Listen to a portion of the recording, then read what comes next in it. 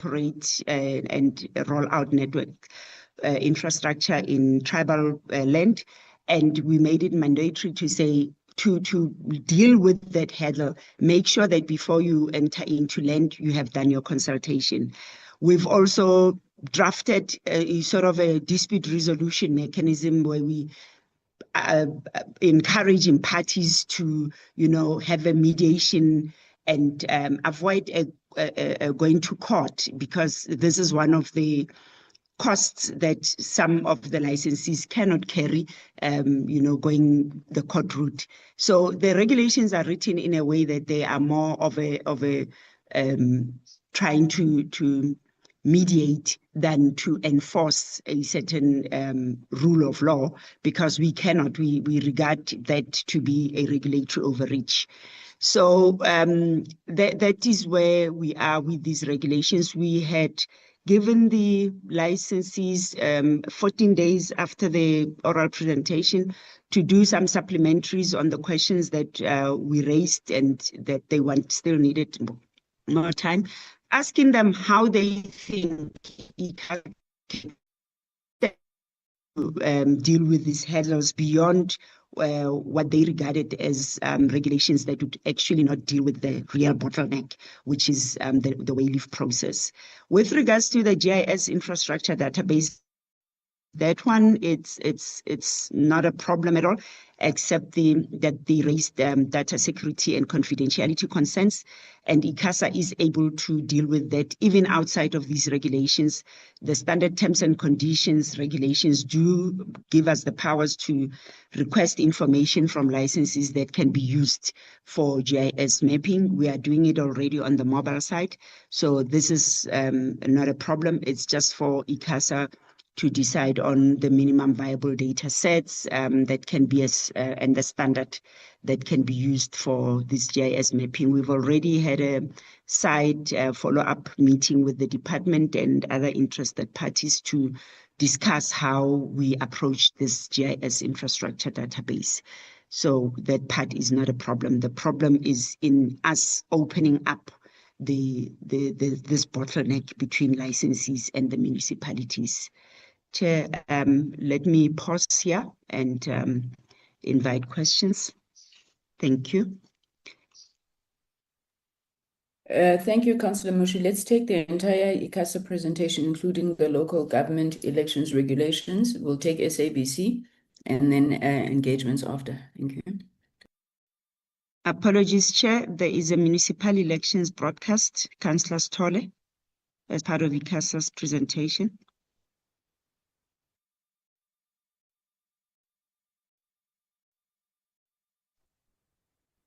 Good morning, Chair, DM, and all the members of the PCC. Am I visible, Chair? Well, you look like an angel with a lot of light behind you. But if you can't do anything about it, I think we can proceed. Okay, I'll try to get into the darker place at a later stage, Chair. May I continue? Continue, ma'am. Thank you very much, Chair. Chair, I'm going to start with the background. Rather switch off your video. It's very distracting because we cannot. All right. Thank you very much. Thank you very much, Chair. The background of the municipal election regulations, Chair. Regulations were amended in terms of the section 56 to 59 of the Electronic Communications Act number 36 of 2005, which governs the broadcasting of the elections content and political advertisement by the broadcasters, political parties, as well as independent candidates during the election period. The other related legislations would be your Electoral Amendment 2023, your ICASA Act, as well as the Broadcasting Act of 1999. The key objective was to ensure that the public is empowered through provision of sufficient information that will assist them to make the correct decision during when they vote for the political parties or independent candidates of their choice. So the purpose of these regulations was to determine and prescribe the framework and guidelines under the political election broadcast, which we call them the PEBs, as well as the political advertisement, which we call them the PAs, which will conduct and be carried by various broadcasting service licenses, which in the next slides, I would use the abbreviations, not the actual full name. So this one, I'm just extending on the full name so that as I go with the presentation, the members of the parliament understands what are the abbreviations stands for. So the other purpose was to ensure that there is an equitable treatment of political parties and independent candidates by the broadcasting service licenses during election period. These regulations are applicable during elections period, not after, but during the period of elections, and they are applicable to broadcasters, which are our licenses, the political parties that are contesting the municipal elections, the independent candidates that are also contesting for the municipal elections. Next slide, please. So in the next slide, thanks, Nico, I have put the slide that brings the difference between the political advertisement as well as the political electoral broadcasting. So the PEBs, all the broadcasting service licensees who want to broadcast the PEBs will be free, while the political advertisement will be a commercial agreement between the licensee as well as the political party. The authority would not look or neither regulate what is happening between the political party as well as the individual licensee in terms of the political advertisement. But we will regulate in terms of the compliance process that would focus on how do you play your political advertisement and your PEBs according to what the regulations mandates you in terms of not playing the PEBs and PAs immediately. But in terms of the fees that would be paid by the political parties to the broadcasting licenses, the authority would not actually regulate that. However, when the licensees at a later stage, when they are requested by the authority to submit their financials or audited financials, we will be able to see that how much did the political parties pump into the licensee in terms of their political advertisement. And then the SABC has an obligation to transmit the PEBs, while the community radio stations and commercial broadcasters can elect whether they want to broadcast the PEBs and the PAs. As the same as on the other side of the political advertisement, all broadcasters can elect to broadcast the political advertisement. And then ICASA to provide duration and sequencing of PEBs. ICASA will ICASA does not provide the duration and sequencing of the political advertisement. The transaction between the broadcaster and political parties and independent candidates, as I explained, that it's a commercial transaction. Broadcasters during election broadcast period not later than 48 hours before polling commences. Broadcasters broadcast during election period and not later than 48 hours before polling commences. So that means broadcasting during election broadcast period not later than 48 hours before polling commences. So earlier than that, the broadcasters would not be allowed to broadcast the broadcast elections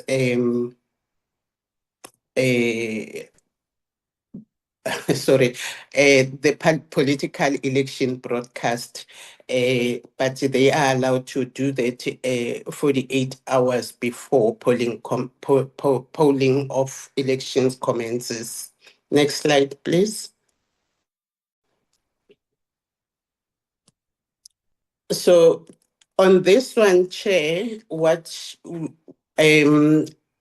the difference between the previous presentation that you have received with this one, I have tried to consolidate it just to give the PCC on areas of the amendments that were actually done in the regulations. So the amendments that were done on the regulation, number one was to include the independent candidates into the regulations, because the previous municipal elections of the year 2021 and 2016 did not include the independent candidates. So this one, it was crucial that we include the independent candidates, as they also contest for the municipal elections. And then we also amended Regulation 4, Sub-Regulation 7, and as it is written that it requires the political party or the independent candidates to respond within 48 hours after receiving the rejected PEB, and alter or edit the PEB and resubmit it to the broadcasting service licensee concerned, or confirm in writing that it will not resubmit the PEB. Previously, this sub-regulation, it was giving the political parties 24 hours, and that created sort of like a lot of challenges to the broadcasting service licensees to deal with this edited or neither rejected the BS sorry, to deal with the rejected what is it, the PEB, because sometimes you might find that the PEB is sent back to the political party on a weekend, and the political party resubmit it back to the BSL same weekend, but the BSL is able to see that edited PEB on a Monday, and it causes sort of like difficulty sometimes for the BSL to broadcast that PEB, because the time slot that has been given for BSL to broadcast, sometimes you find that it's already passed. So that hence we felt that when we were doing the public hearings, some of the stakeholders, they felt that the 24 hours, it doesn't give them more time to rework on that edited PEB, as well as the BSL.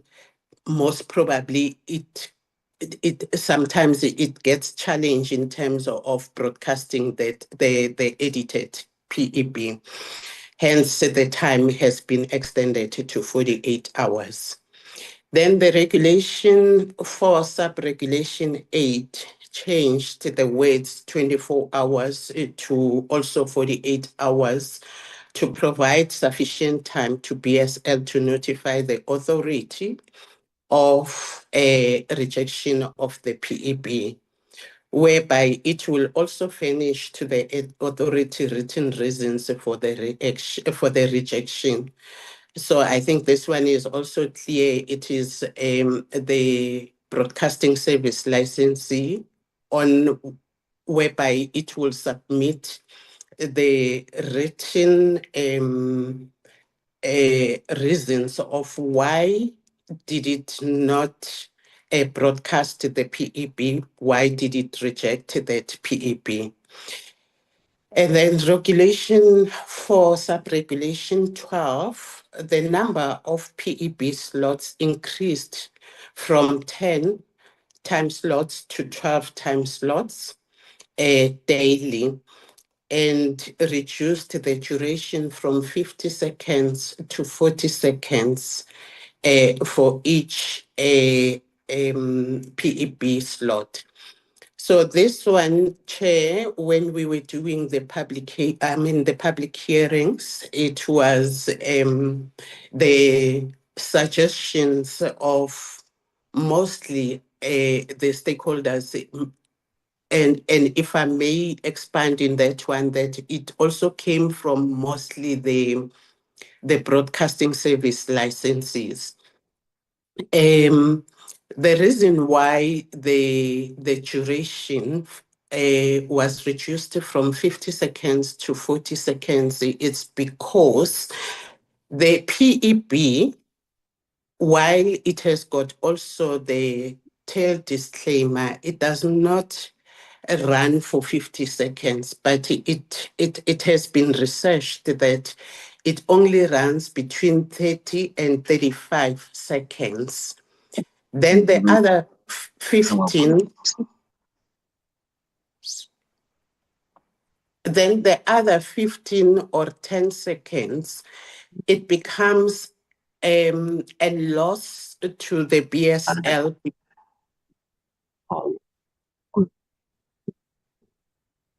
Mr. Ramkumba, please mute.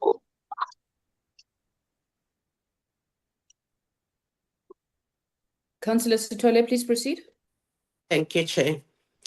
So the other 10 seconds or the 15 seconds become a loss to the BSL, while the BSL could use or utilize that 15 seconds for the other advertisements and get the income. But that particular time frame is actually a loss to a BSL. And then we agreed, based on the information that has been solicited from the BSLs, that the duration will be 40 seconds. And then the slots will increase daily from 10 to 12 slots for each BSL that will be broadcasting the PEBs. And then on regulation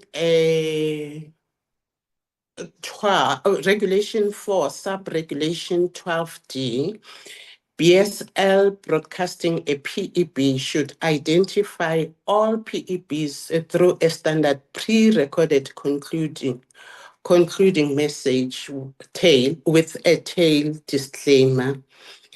So meaning all the PEBs should have a pre-recorded concluding message with a tail disclaimer. The low power broadcasting service licenses, those are the licenses that mostly have got a very small radius, and mostly the low power broadcasting chair, you find them in malls. They broadcast mainly in the malls for their customers or for their consumers who are in the malls. So we felt that the low power broadcasting should not broadcast the PEBs or neither the PAs, because they don't reach the constituencies, the larger constituencies, but they are only focused on the malls, so they are not going to broadcast any PEBs or any political advertisement. And then the broadcasting service licenses that intends to broadcast political advertisements must inform the authority in writing of its intention to do so within 21 working days of the publications of these regulations.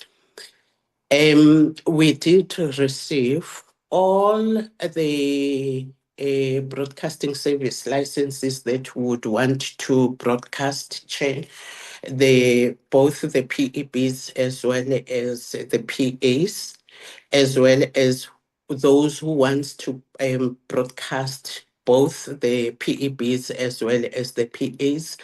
They are on our websites. I have not gone through the entire number of how many community radio station, commercial radio station who wants to do both the PEBs as well as the PAs.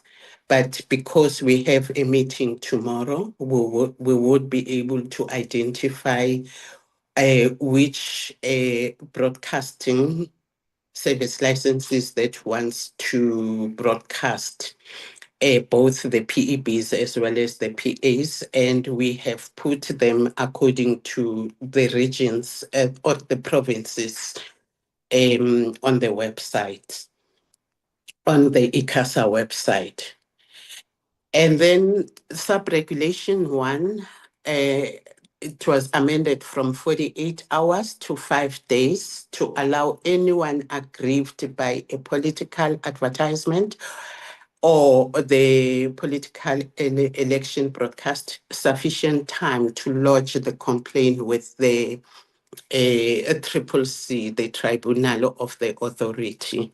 Previously, they were allowed to lodge the complaint within a period of 48 hours, but we have seen the challenges of the 48 hours with the input that has been solicited from the stakeholders, and we agreed that within a period of 5 days, anyone who is aggrieved by the political advertisement or by the PEBs, they can lodge that complaint with the authority.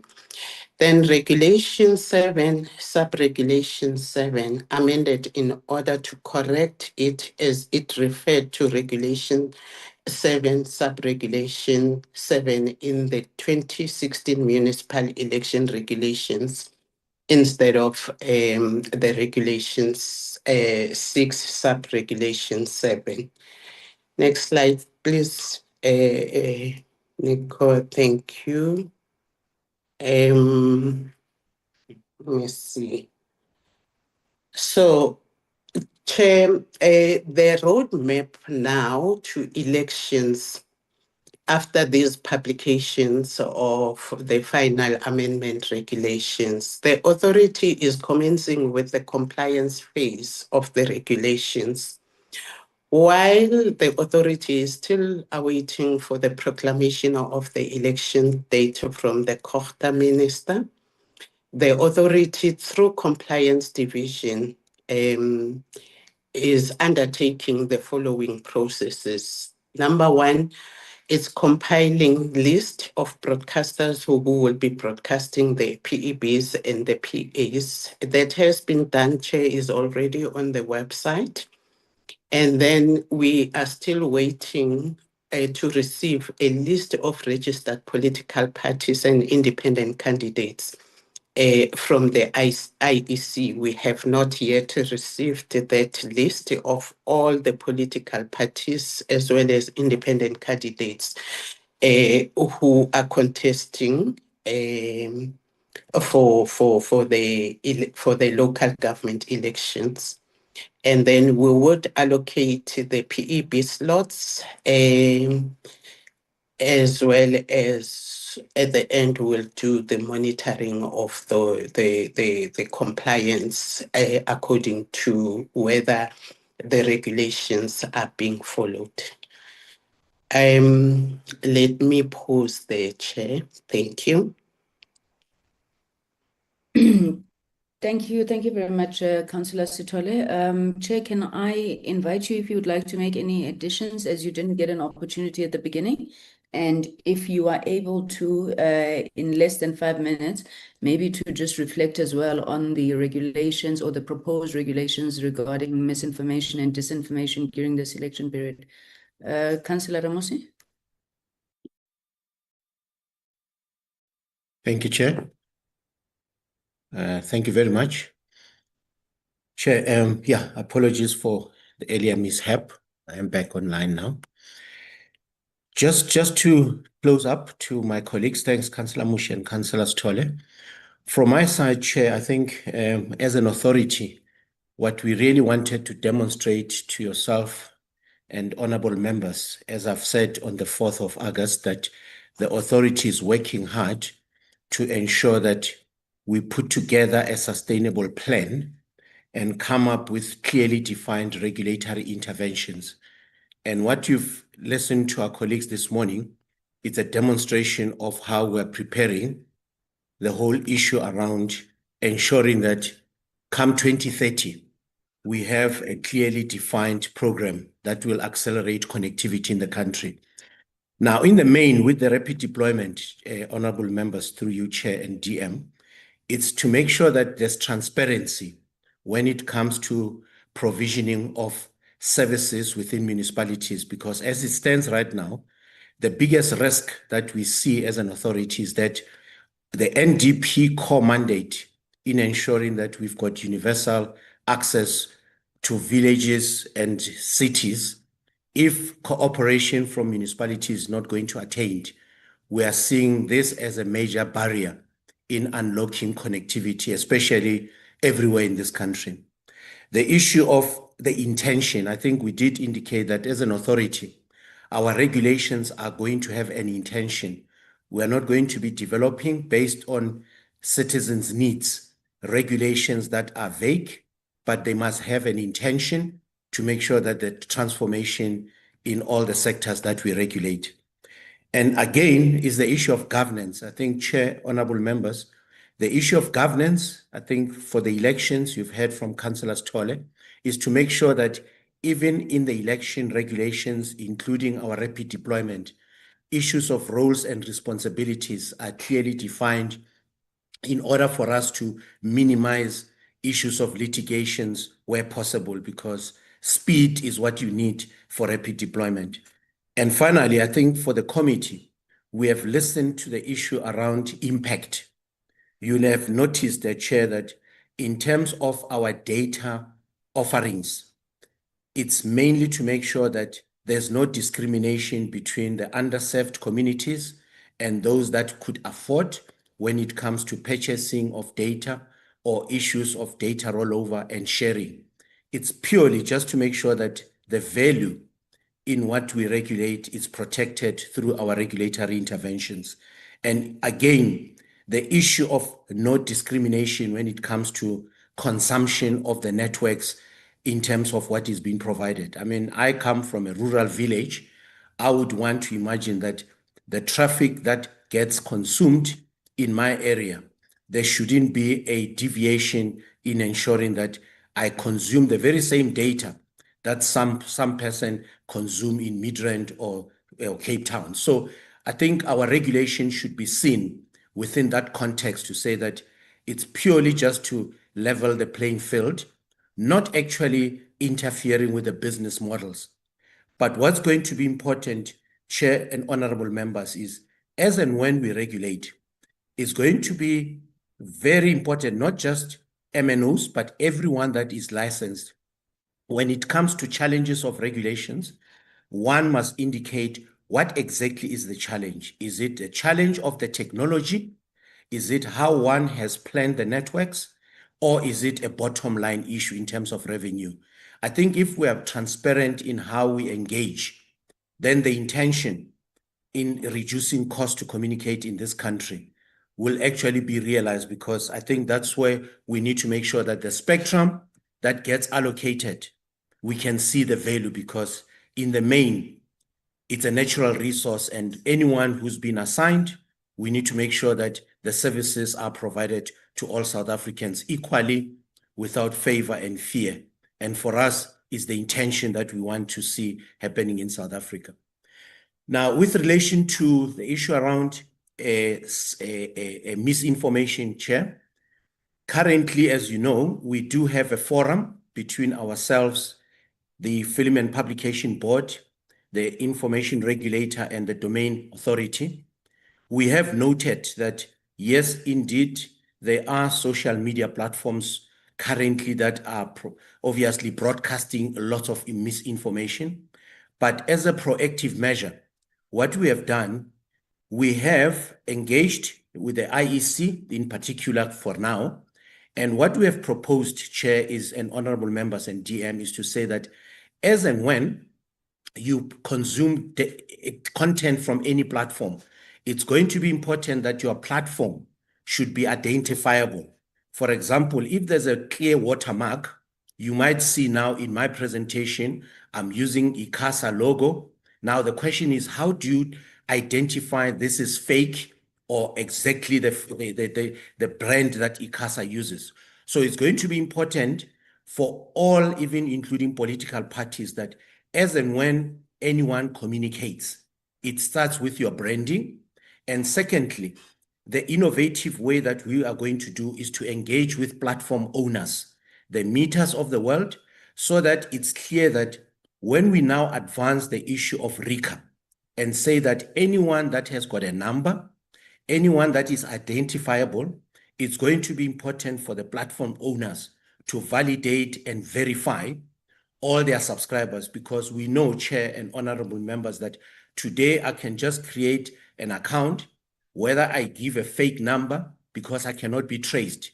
We need to look at point of entry, which are actually causing this problem, so that anyone who then broadcast or post fake news can easily be traceable. But in the main, it's those that owns the platform. And that's how, as an authority, we are going to be engaging so that we minimize the risk that we see of impersonating of individuals, etc. So in a nutshell, without going into the deep, this is how I can give assurance to yourself as an oversight that we will, as a forum as well, engage even the platform owners and see how we can address the issue of misinformation. And in the main, the Department of Home Affairs, because we are now advanced in terms of RICA, just to make sure that we can trace all of us as and when we are subscribed to some of this platform. So let me stop there, Chair, but thank you for the opportunity to engage with yourself and just to give you some assurance that we are in the journey to make sure that we plan for the future and we make certain things clearer to South Africans so that whatever you consume if you are in doubt, this is the intention of our regulations going forward so that we can begin to see the impact and the relevance of what the authority does on behalf of our citizens. Thank you very much, Chair. Thank you. Thank you very much to the chairperson of ICASA, the councillors that presented.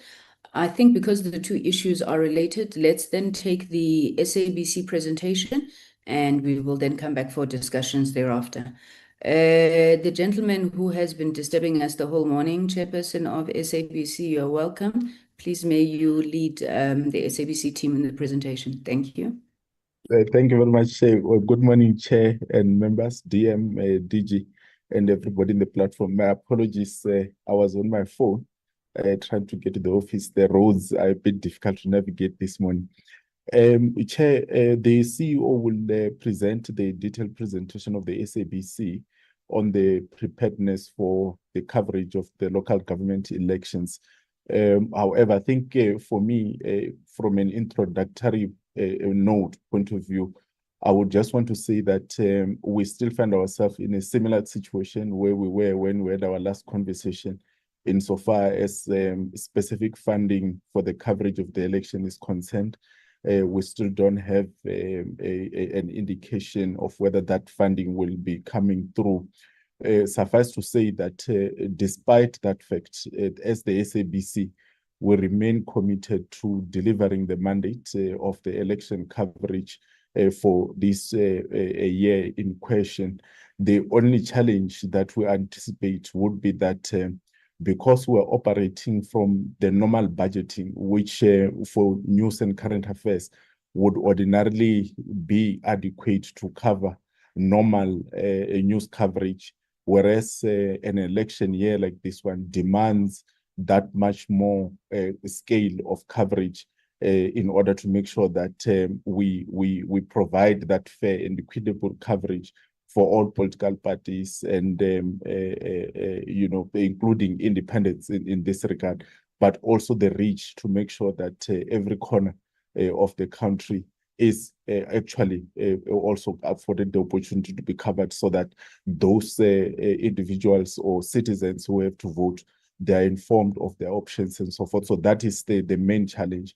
But with the resources that we have, we are committed to delivering an election coverage that aligns with the regulations that ICASA will be pronouncing, but also that aligns with the mandate that we have.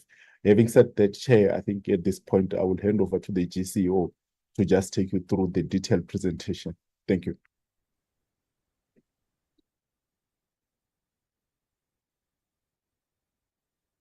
Good morning, Chairperson, to honorable members, the Deputy Minister, Chairperson of the SABC and ICASA, to the DG and my colleagues on the line. Can I ask that I be given the rights to share?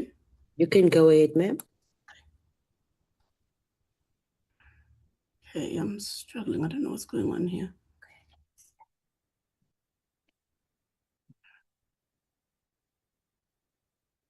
Okay, let me try again. I'm just gonna.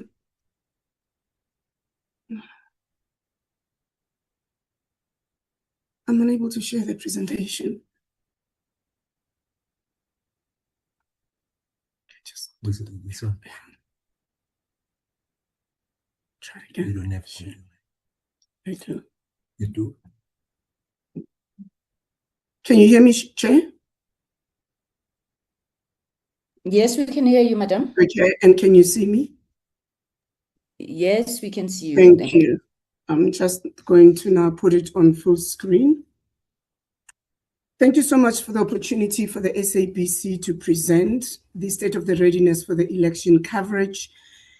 Chair, I think what's important is that the SABC, as we all know, the elections are among the most important expressions of our public service media mandate, and that it's critical for us all to understand that our responsibility goes beyond just reporting on the outcome of the election, but it's the entire ecosystem in terms of between, you know, now and the 4th of November, and obviously the outcome. And throughout this process, you mentioned earlier when you were talking to the chair of ICASA in terms of, misinformation, disinformation, and deepfakes. I think what is important for us is basically to ensure the credibility of the information that is going to be going out to the public. That's going to ensure that it enables our citizens to be able to participate meaningfully in this process. I'm not going to go through the table of contents. You've got the document with you. But I think what's important is that I want to start with a very clear assurance that the SABC will be covering the elections from a wall-to-wall perspective at the same level in which we do we did the national government elections. But you'll see with the presentation that the local government election presents us with more complexity because of the scale that is required for it. And I think it's important that that clarity is upfront, because I think the chair was just talking about where we find ourselves in terms of today from a funding perspective. But it's important to gain that understanding that we are not presenting a scenario whereby the SABC is saying that we will not be able to fund to basically fulfill our mandate. That is something that we're going to be doing. But what's important is that we need to be able to distinguish between mobilization of our resources and being finally ready for the elections themselves. Sorry, somebody's coming in and it's disturbing me. I think, Chair, from our side, a significant amount of work has already been underway in terms of us preparing. Our governance structures are active, our editorial planning is underway, and our regulatory process is proceeding, and I'll talk to it more about that because that's a critical area, and that we've already commenced in terms of orchestrating the SABC ecosystem. But I think what's important here is that the things that are time critical is that the issues, that some of the risk we face sitting in more the procurement, integration, and remediation timeline, because if it so happens that, for example, we finally get the funding that we've been asking for, and we are then able to scale according to the readiness that we require, the procurement process will prove to be a bit challenging for us, because we obviously have to follow the proper processes when it comes to supply chain. And just to talk through the governance side of it, is that our governance structure has been established, and given the significance of elections coverage, we have deliberately established a single governance chain, which is very important for us. At an institutional level, the board exercises its oversight over the entire election system. And while I, together with EXCO, remain accountable for the operational and the organizational readiness of SABC for the elections, we have an operating model that is anchored by an active election steering committee, where we've got executive sponsors from both the news side and the technology side, which is then supported by the program office and the operational governance forum. And in this, we have basically different work streams that fit into and feed into this process that really makes into the single enterprise process. And what's important here is that everything is just working in that ecosystem from an assurance perspective. And just to go into in terms of the core, it's important for me to say the core of the elections, which is basically the editorial side, the news coverage side, ensuring that the coverage is in every language and it reaches every South African. That is something that for us is very critical as we plan this. So these are things that we regard as non-negotiable from an SABC perspective. If you look at it from an accuracy, fairness, and impartiality, those are non-negotiable. And that essential voter information that we've already been doing. If you look at the fact that last week we come from, the voter registration weekend, and SABC plays a very important role in ensuring that citizens are informed, and those obligations are protected throughout. And then if we look at in terms of the coverage and scale side of it, the reality is that this model that we're looking at, Chair, is very much budget aligned, and it can be scaled up or scaled down, which is very important. So basically, in terms of deployment, what is going to be happening is that it's going to depend on the purse that we're going to be receiving. So if you look at the volume of live coverage, of regional coverage that we can support as the SABC, because unlike, for example, the national government elections, the difference with local elections is that we literally need teams at a municipal level, because that's the, that's the granularity of what we have to do, and that requires specialist support, which includes production capability, digital and data services, infrastructure and logistics. So that's the most important part in terms of the complexity that is presented for this one. But I think what's important on this side, we're saying that from a management perspective, is that we've actually planned the detail of this, and we are able to scale it up and scale it down. And then looking at just the integrity of the elections, and I think it also speaks to us being able to protect the integrity of the democratic process. We have policies that the SABC has developed that really guide us from an election perspective. If you start looking at, for example, our editorial policies that currently exist. But what we are saying, Chair and honorable members, is that policies alone in terms of being on paper is not sufficient, which means that there's a massive role that we play in terms of people training and ensuring compliance of the elections. It means that our people as the SABC must understand the rules and must be able to translate them into standard operating procedures and ensure that the controls are into place and applied consistently across the SABC. And that covers everything from editorial judgment to fairness to plurality and proportionality. And it's something that ICASA, looks at and ensures that how is the SABC then covering all political parties from a proportional perspective, which then goes back to the scale that I was speaking to earlier in my presentation, and that we must demonstrate then that compliance throughout. And I think what's important here, as part of the proportionality, what the chair of ICASA was talking to was, for example, it also includes things like the party election broadcast, where the SABC, in fact, we are the only ones who are obligated to carry the party election broadcast. And that also speaks to, then we go out in terms of our commercial activities where we look at political advertising. This is when our commercial teams go out and really advertise the SABC platforms from an ecosystem perspective, everything from radio to TV to digital platforms, making it available for political advertising. But we do similarly, by the way, for party election broadcasts, and also ensuring that we adhere to those ICASA regulations during this process, which includes, Chair, things like, when is the quiet period just before the voting, ensuring that we don't have political advertising taking place, for example, on the day of the voting. So these are the things that we actually have to ensure that we implement, and that our teams are aware of just the compliance requirements for this period.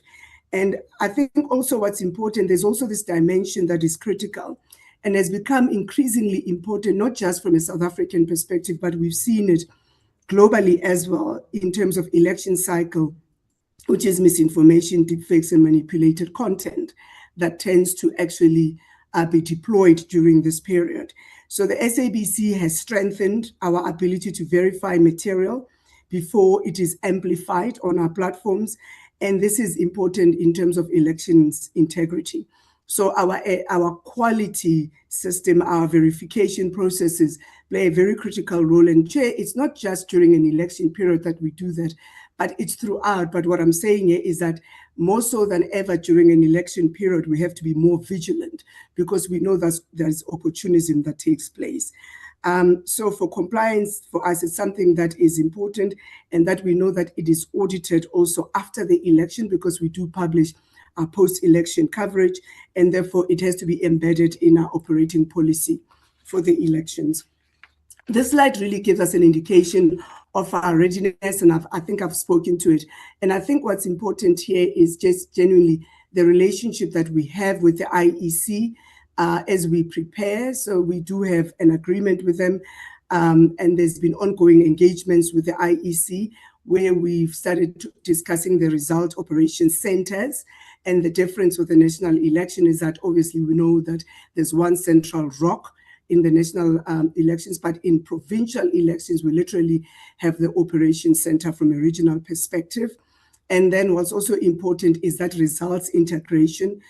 We are talking to the CSIR, which we did in the national government elections, where we really have to have granular, credible data that we are utilizing from our reporting perspective.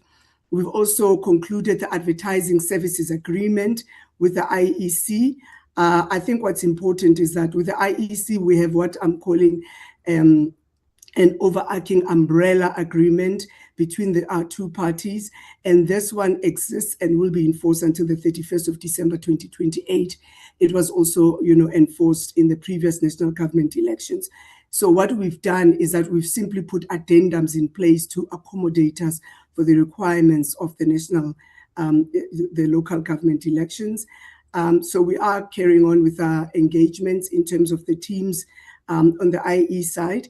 And we are really far down the line in terms of ensuring that our regional mobilization is taking place.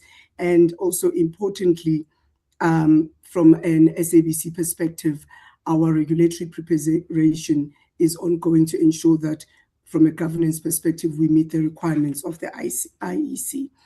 And then if we look at the funding capability, I've previously presented to yourselves regarding that 120 million rand purse that we require to enable us to plan and to scale accordingly. But I think what you're seeing in front of me in this slide, what it really does is that it really tells you what the 120 million would be funding. It's everything from our editorial operations to basically our ROC and technology requirements. So it's really an ecosystem approach, including our results, data and digital capability and our operational support.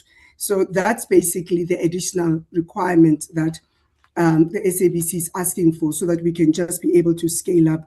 And then really this will determine the extensiveness of our operational deployment and the depth of our coverage, because we know that multilingual broadcasting is an expensive exercise, but also the technical capabilities that are required for the elections. We have previously spoken about the fact that we are at risk when it comes to our resilience because our technology has reached and has passed end of life, and therefore we need to really guard against our level of redundancy and that resilience that we have to build into our operations. Therefore, I think the uncertainty now is really whether we are able to receive that funding on time. We are literally sitting at 3 months before the elections themselves, so the time is very tight. And here it just shows you in terms of the late funding. I know that you've received this presentation and therefore you've read this. So for us, we are saying here that the timeline matters enormously because, we've got between August and really November for us to source, deliver, and mobilize and integrate the technology requirements that we've got. And what we are saying is that the reality is that even though we sit with this risk, but in terms of how we've planned, is that we are able to scale up and scale down and be able to ensure that from an operational perspective, the mandate is not sacrificed or compromised in any way. This really talks to the coverage and our readiness, and our governance structures, like I said, have been established. And this basically says that we will be able to deliver, Chair, on the requirements of the elections on the 4th of November. And in terms of just the risk that we look at, they do remain still controlled, but we are saying that from a resourcing perspective and a deployment perspective, that is something that's going to really impact on SABC's ability.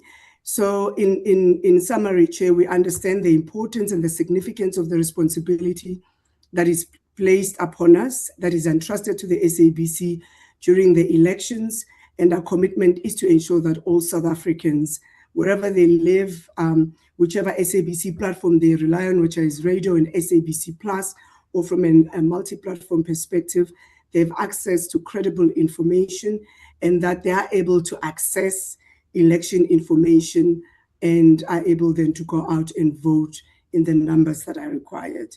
I think what's important for this meeting, what we are asking the committee is basically the continuation of the support in ensuring that we are able to access the additional budget that is required to scale up. And we really want to express our appreciation of the support that we continue to receive and that we are scaling up and ensuring that South Africa is election ready from a public service media perspective. Thank you, Chair. Back to you. Thank you. Thank you very much, CEO. Thank you to the chairperson of the SABC, colleagues from ICASA and the department. Honorable members, those then are the two presentations. ICASA dealt with rapid deployment, the end user, and so your data expiry issues, the municipal elections, and touched a little bit on misinformation, and then the SABC on their state of readiness. I would like us to open now for discussions and engagements with the two presentations, maybe just to double check that Councillor Sithole is aware that the election has been proclaimed. It was proclaimed on the 7th of August. I'm not sure if the presentation is outdated and what impact that has on what was presented to us with regards to that. I suppose it just kickstarts then those processes. Honorable members, can I then call for hands for engagement on these two presentations?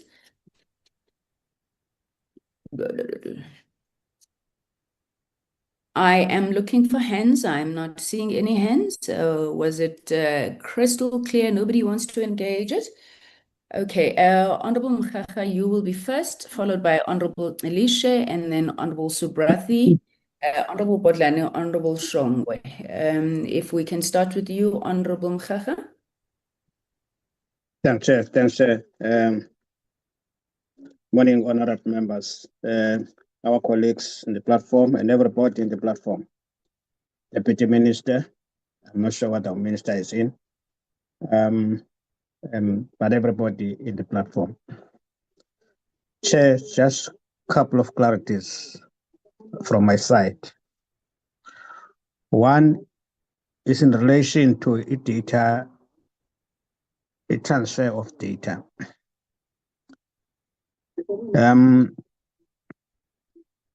The presenter indicated that they've just received court papers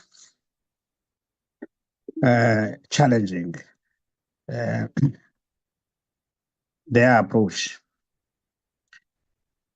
and the motivation is that the network is alleging that the ICASA might be introducing secondary sector. And I just want to check whether that is a fact, a statement of fact, or an assumption. And surely you must elaborate as to why this allegation.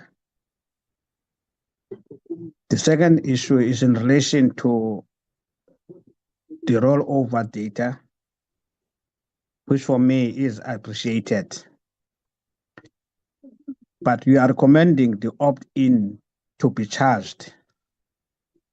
And I'm sure you are doing that in the interest of the customers or beneficiaries. Okay, can you elaborate on this opt-in arrangement?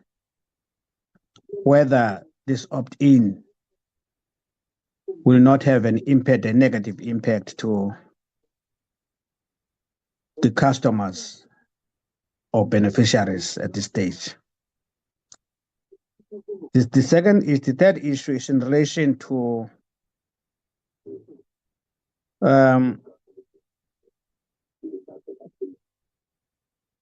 elections, which for me is one critical issue.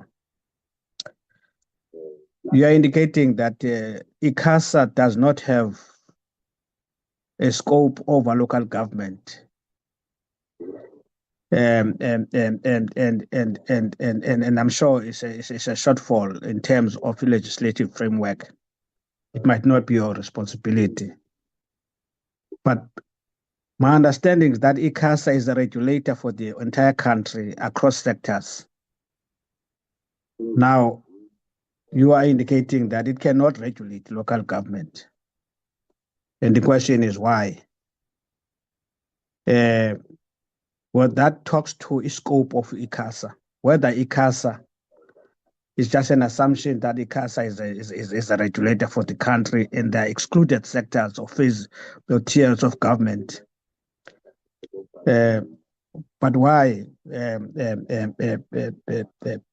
that will only focus to election in terms of covering local government.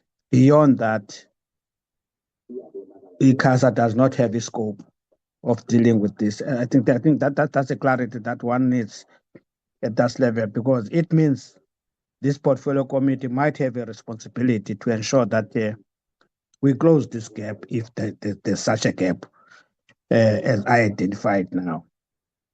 The last one, Chair, is in relation to the slots allocated to your service providers. Do you include community radios in terms of these allocations that seem to be strictly for political parties? Because political parties, if there's a local radio in my community, yeah, I simply go to that office and say, look, I would want to be covered. But there seem to be regulations now that controls that. We do not make it difficult for political parties to actually engage the closest institutions in their localities, like your community radio, in terms of this. Or you do have that flexibility of allowing them to take their own decisions to actually assist political parties. I'm worried about this question of independence, and I know that it's not your fault. It's just a question of IEC, and we're not discussing IEC here. The capacity for you to manage, because it's easier to manage political parties, but independents are increasing on a daily basis. Do you have that capacity to manage in terms of your provision, all independents in this country, or do you have a particular framework for independent, for independence that I might not know now as to exactly what is it? But my worry is around the capacity to manage independence. Because instead of reducing independence, I could say that your frameworks are encouraging. Of course, it might be era of democracy.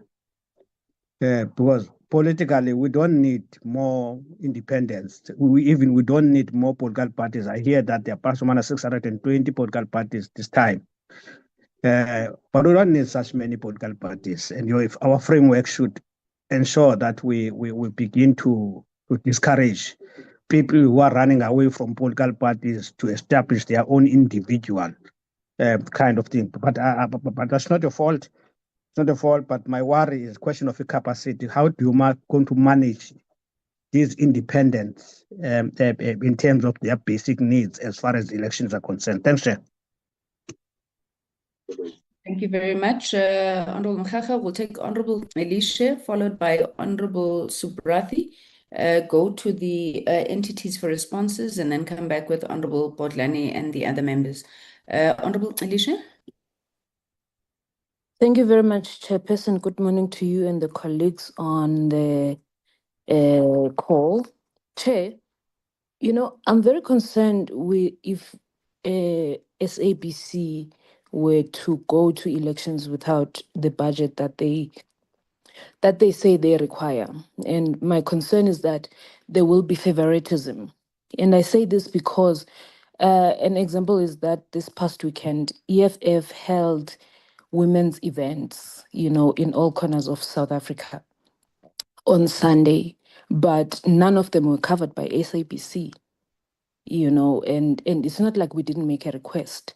Gauteng alone, we had 3 events in the metros, Ekurhuleni, Tshwane, and Johannesburg, but none of those were covered. And of course, they're going to take or prioritize government, because they did cover, the government events.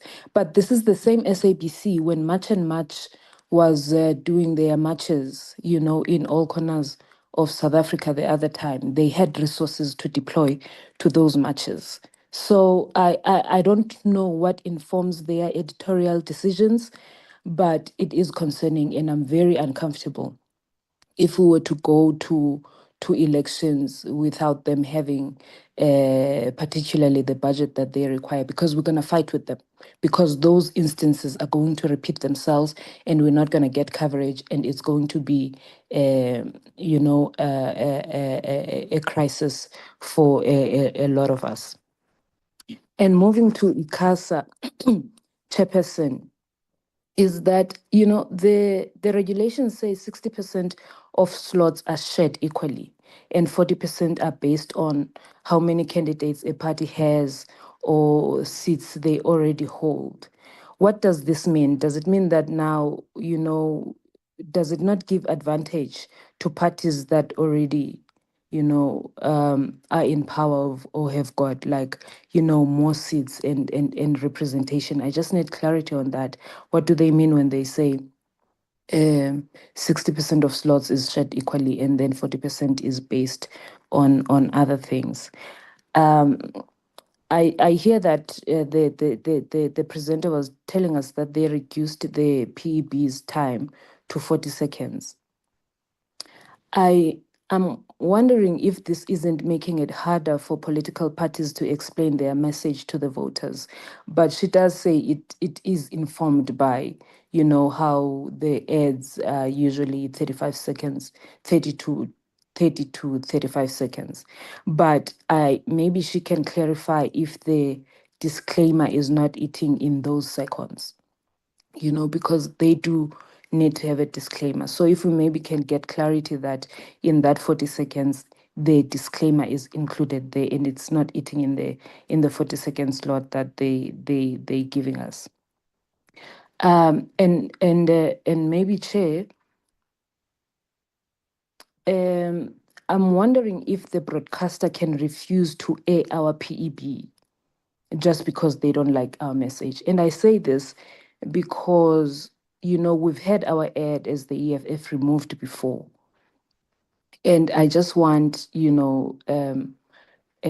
clarity on that, because the regulations say that you can't broadcast content that incites violence or advocates hatred.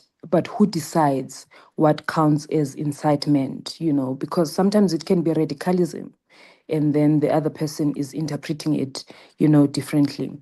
I'm concerned because this maybe could be something that can be used to silence, legitimate political criticism. So I just want to know who decides, or what counts as incitement of violence or something that advocates for hatred. So another one, Chair, is that if someone complains about, one's PEB, how quickly will ICASA make a decision in that regard, particularly during elections? I ask because I think 5 days can be too long. So would it be possible for ICASA to handle the complaints with urgency and urgently, so that the parties do get the decision? And another one, Chair, if the broadcaster refuses to air, let's say, one's PEB, can they be taken to ICASA immediately, or do we have to wait 5 days? I just want clarity on how that goes. So I don't know if I understood it correctly that SABC wants commercial channels like SABC3 and Metro FM to be exempted from broadcasting PEBs. Why? Why is that? And won't this mean that, the people who listen to these stations or watch, this particular TV station will miss out on the important political, information that we want to send to them, because there are people who would be committed or listen to just Metro FM. So if you're saying that you want exempt, certain stations and TV platforms, would that not affect the people that we want to talk to and having like people missing out on the important information? And why is it that community radio stations and low power stations are not allowed to broadcast PEBs? Because we've got a lot of rural, people who only have access to these stations because you miss the frequency in these rural areas before, and they are committed and listen to to community radio stations. So why are community radio stations not allowed to broadcast PEBs? Maybe if that can be explained. And maybe, Chair, can they just tell us that for the submission of PEBs, I think they do say that political parties have to submit their PEBs 5 days before broadcast. But for instance, worst case scenario, like the chair of ICASA now had a power cut. Let's say something happens, like a power cut situation happens. Do those people, and then it prevents, a party to submit on time, do those people get extension, or what happens? And maybe they can tell us, how do we submit the PEBs? Do political parties need to submit them physically, or we're doing, electronic copies now? And as I conclude, Chair, what happens to the PEB slots that are not used? Let's say, if a broadcaster misses a schedule of a PEB, what happens? Do you get a new slot, or what? Also, if the unused PEB slots, what happens to the unused PEB slots? Can they be given like to other parties, or do they just go to waste? And maybe the last one, Chair. So I know that the PB and the PA, they need to be different. But what does this mean? Does it mean the contents of the ad or the one just needs to have a disclaimer? I think I just need clarity on that, because I know that the PB and the PA cannot be the same, but what does that mean? Could it be like the contents of the ad needs to be completely different, or what? Thank you very much, Chairperson. I'll end it there. Thank you, Madam. Honorable Subrati, your hand is down. I'm not sure if you still want to come in.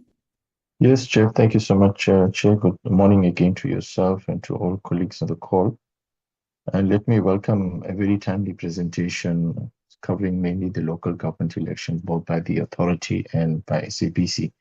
Chair, let me maybe begin echoing and aligning myself with the concerns that Honorable Felicia had raised when she began her engagement around the ability of SABC to be able to sufficiently cover and the concerns raised surrounding funding.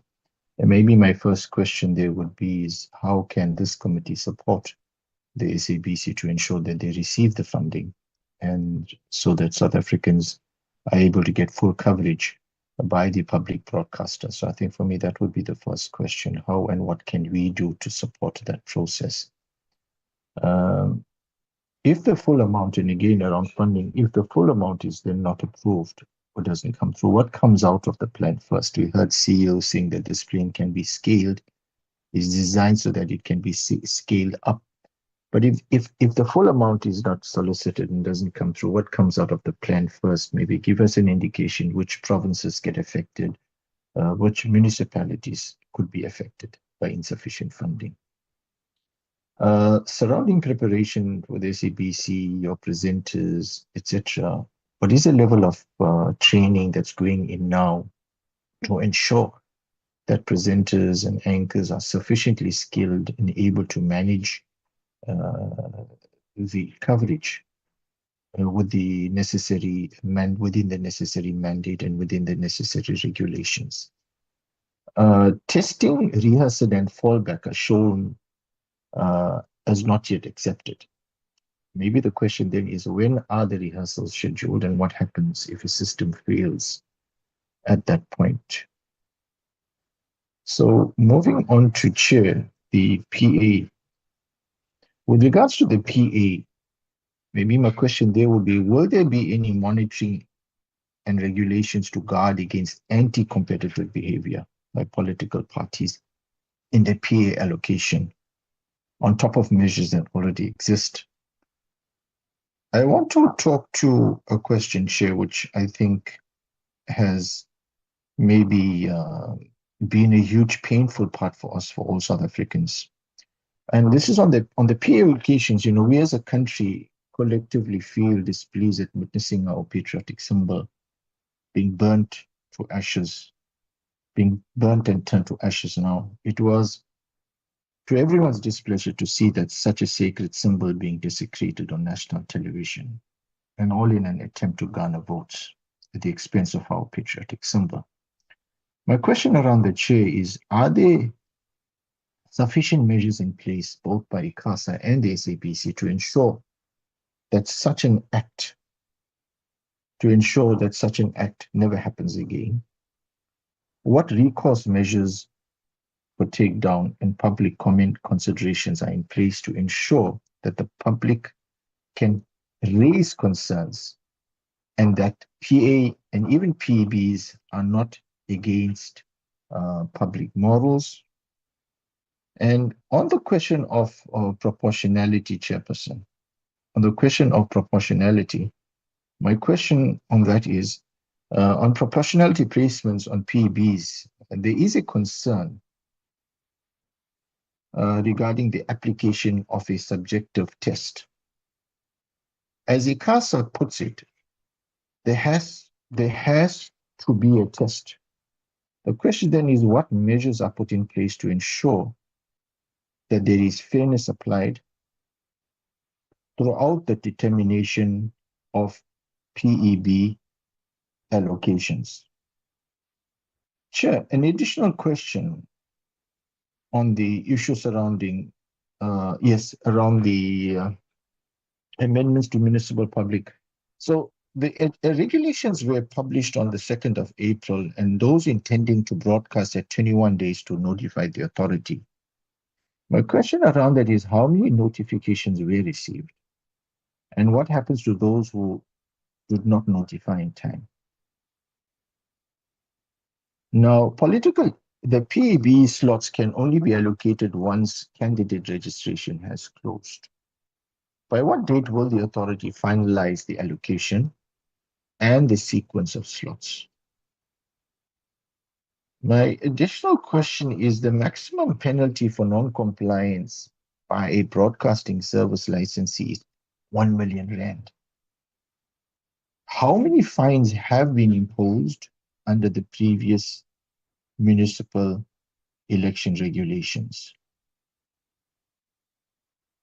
Now, the regulations requires that the public broadcaster to carry 12 political election broadcast slots a day free of charge. Did the authority assess what that obligation would cost SABC before finalizing this amendment?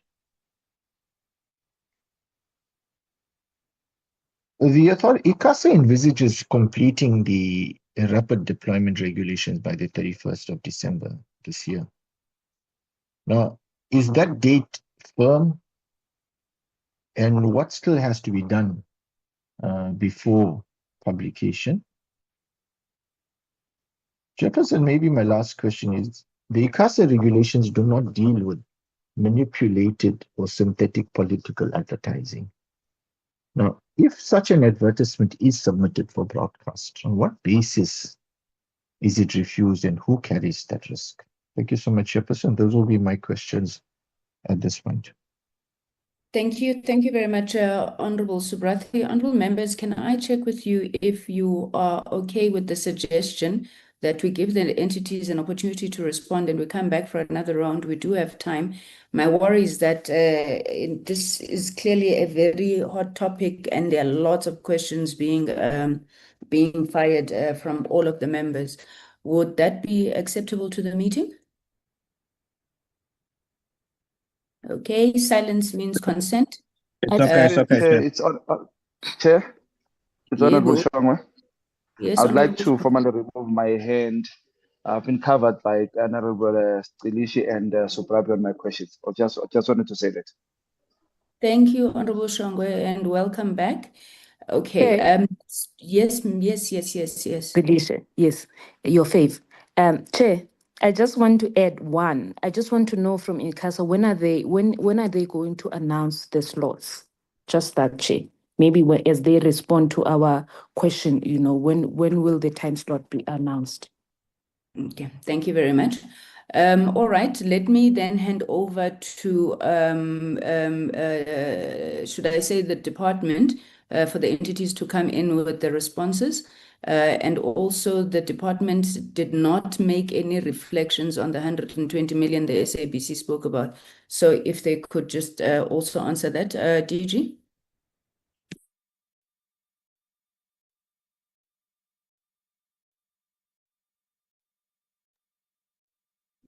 Thank you very much. I'm not so sure if perhaps the DM would like to come in first before I proceed.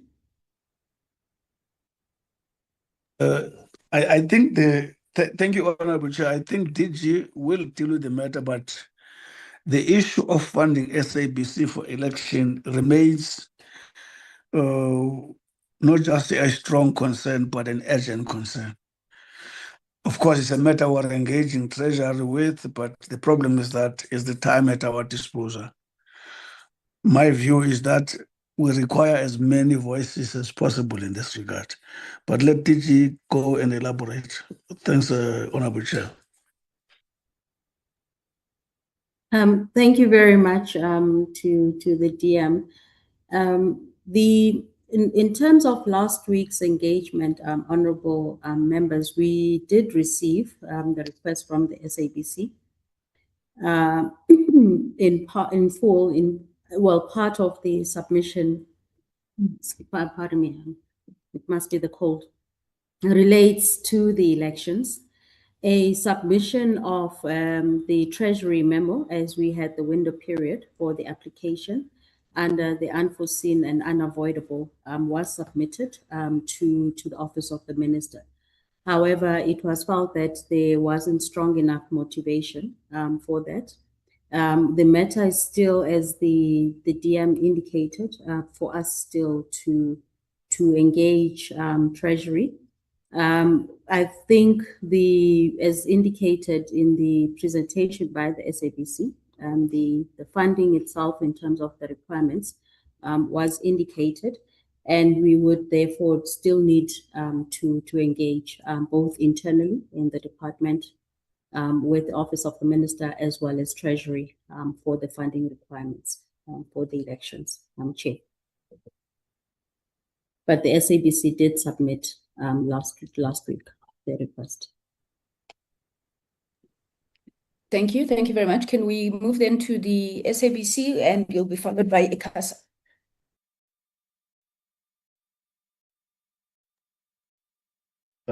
Thank you, Chair.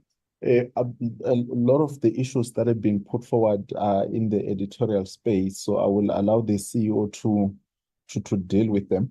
And maybe also just request, Chair, if you allow, that at the end, you just allow us to introduce our new CFO who have just joined us at the SABC. Thank you, Chair. CEO, you may proceed.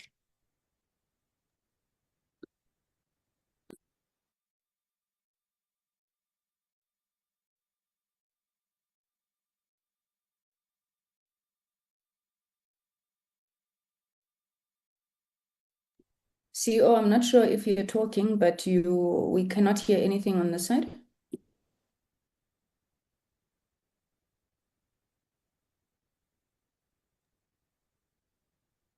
Chair, if the CEO is struggling that side, let me try to, in the meantime, tackle some of the questions that I think I can speak to. Maybe let me start with the question of the funding. Honorable Suprathi asked what help can be given.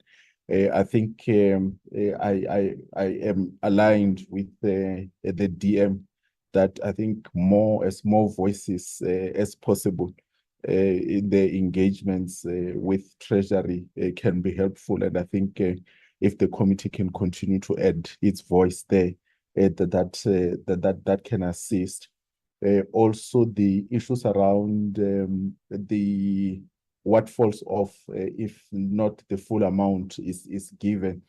Of course, as I indicated, and also as the CEO has indicated, the commitment for us is to ensure that we cover the elections in a manner that ensures that equity across the length and breadth of the country, and making sure that all political parties and the independents that will be contesting the elections get their fair share of coverage. But as it relates to coverage, it is highly likely that the rural areas are likely to suffer, because if I just make a comparison, covering an election in Gauteng and compared to covering an election in the Eastern Cape or Limpopo, Esitwe, it's much more easier to cover an election in Gauteng because of the size of the province, the consolidation, but also the easiness of access by our journalists to actually can go and cover an event and go back to sleep at their home. Whereas if you are in Limpopo or Eastern Cape, the distances that sometimes have to be traveled would require that that journalist must be provided with a vehicle. That journalist must be provided with accommodation, as it were. So with limited funding, those are the areas that are likely to get hit the most. But that's not a very scientific answer, as the stage will obviously, depending on how much funding does come through, if any, it does come through, we'll have to apply our minds in making sure that we do not compromise the mandate, as it were, and the question of equity and fairness and impartiality, as it were. Then on the question around the training and rehearsals, I can assure the committee that the planning for the local government elections have already started within the SABC, and the work is underway, and it will continue to go on until we get to the election, and we conclude also the announcement of the results. The question of equitability on political advertisement, this is a tricky one for us as the SABC, in the sense that that's a commercial transaction. And as we've been continuing to say to the committee over a long period of time, we are destitute insofar as our financial position is concerned. So it will be difficult for us when we're making a commercial decision to say that, as an example, the EFF is buying more slots than everybody else, as to get to a point where we say, no, we'll reject the business of the EFF. It will be difficult to do that, because that's a commercial question. If we reject that, it has implications for us from a financial sustainability point of view. But on the PEBs, the commitment is that the schedule as provided for will be honored to its logical conclusion, as it were. And then the issue of the banning of national symbols, and I think Honorable Subrathi here was making reference to the DA advert in the last election. So of course, this is proving to be quite a slippery slope for us, because we apply and interpret the regulations that are put forward by CASA to the best of our ability. And in this case in question, our own assessment was that the advert in its form, in the form that it was when it was submitted to us, crossed the boundaries. And then we requested the political party to make adjustment to it. As you would know, that matter ended up within a CASA, the matter been taken there, and we lost that case, and we actually fined $500,000 for that case. So it's one space that we will. I think our commitment will be that we'll continue to interpret the regulations to the best of our abilities and take decisions that we think are sound or that we believe are sound and can be justified within the confines of the regulations. But of course, sometimes it would happen that we are found to have gotten it wrong by ICASA, as was the case with the banning of the flag, the advert with the banning of the flag. So it's a difficult space, I think, which is somewhat subjective, I would think, because we were convinced at the time that our decision was correct. And then maybe let me end by speaking to some of the issues that were raised by Honorable Kelishe, just to indicate that I think the one commitment that one would make around the issue of concerns of maybe favoritism and so forth along the lines of if the funding does not come through, therefore the SABC might favor certain parties over others. We want to recommit ourselves to that equitability, fairness, impartiality, and doing our work without favor or fear, and want to assure Honorable Kelishe and all South Africans that we will ensure that we provide equitable coverage that ensures that South African citizens are empowered to make the choices that they must make come the 4th of November. Thank you very much, Chair. I hope I've covered the questions, all questions that were put forward to us. If I've missed anything, I will take it, and I see that the CEO is also back online. Maybe I can hand over to her before I take it back to you, Chair. Thank you. Sorry, before you do that, can we just take the DM? I think he wants to make an intervention, then the CEO can come. Well, thanks, Honorable Chair. Maybe it's something I left out, which I thought I should throw it in this platform. How the issue of, this is the general statement, and I don't think I have a solution. But all I'm saying, I find it, because I don't want to enter the case of SABC with a political party. But I'm not sure how the issue, the dispute on the flag is going to be handled. And I'm not sure if the committee is a matter it ever looked at and actually... Point of order, Chair. There's a point of order. DM, if we could listen to the point of order. I'm sorry, Chair, I'm leaving my camera off because the lighting is bad in the room I am. Chair, I think Honorable Subrathi raised the issue of the banning of the flag, which happened in a previous election. It is not a live matter for discussion at this point. And I think the answer that the SABC chair provided puts the matter to rest. I don't know if it helps us to be having a conversation about that at this point. Thank you so much, Chair. Thank you very much, Honorable Bodlani. It's difficult for me to rule on the point of order because we hadn't yet heard what the DM was going to say. But DM, I think, may be guided by what Honorable Bodlani is saying. I suppose we are not debating that particular issue, but I would assume you are speaking on principles, which is Honorable Subrathi's question, how such matters get handled moving forward. Am I correct in my interpretation? As well, in the context of Honorable Bodlani's point, I just leave that question mark and I don't want to proceed. All right. All right. But it remains an important question. Thank you. Thank you very much, DM. CEO, let's take you so we can move to ICASA. Thank you, Chair. I hope you can hear me this time around. I just wanted to talk to the issue of the exemption that we've applied for in terms of PEBs, that the commercial platforms be excluded. We have submitted the application and we are still waiting for a response. We submitted the application during the regulation review, so we're still waiting for a response. Then the other issue I just wanted to get into, I think the chair did cover it to a certain extent, is that from a training perspective, the training is ongoing. We've started it, and we are basically having different workshops that cover different arrays of key issues and key themes from an election perspective. And we are doing the training as well in partnership with SANEF and the IEC. So that's a very critical one for us. And from an adverts perspective, the SABC sticks to, in terms of constitutional values. And on our side, when deciding, when we get the submissions for election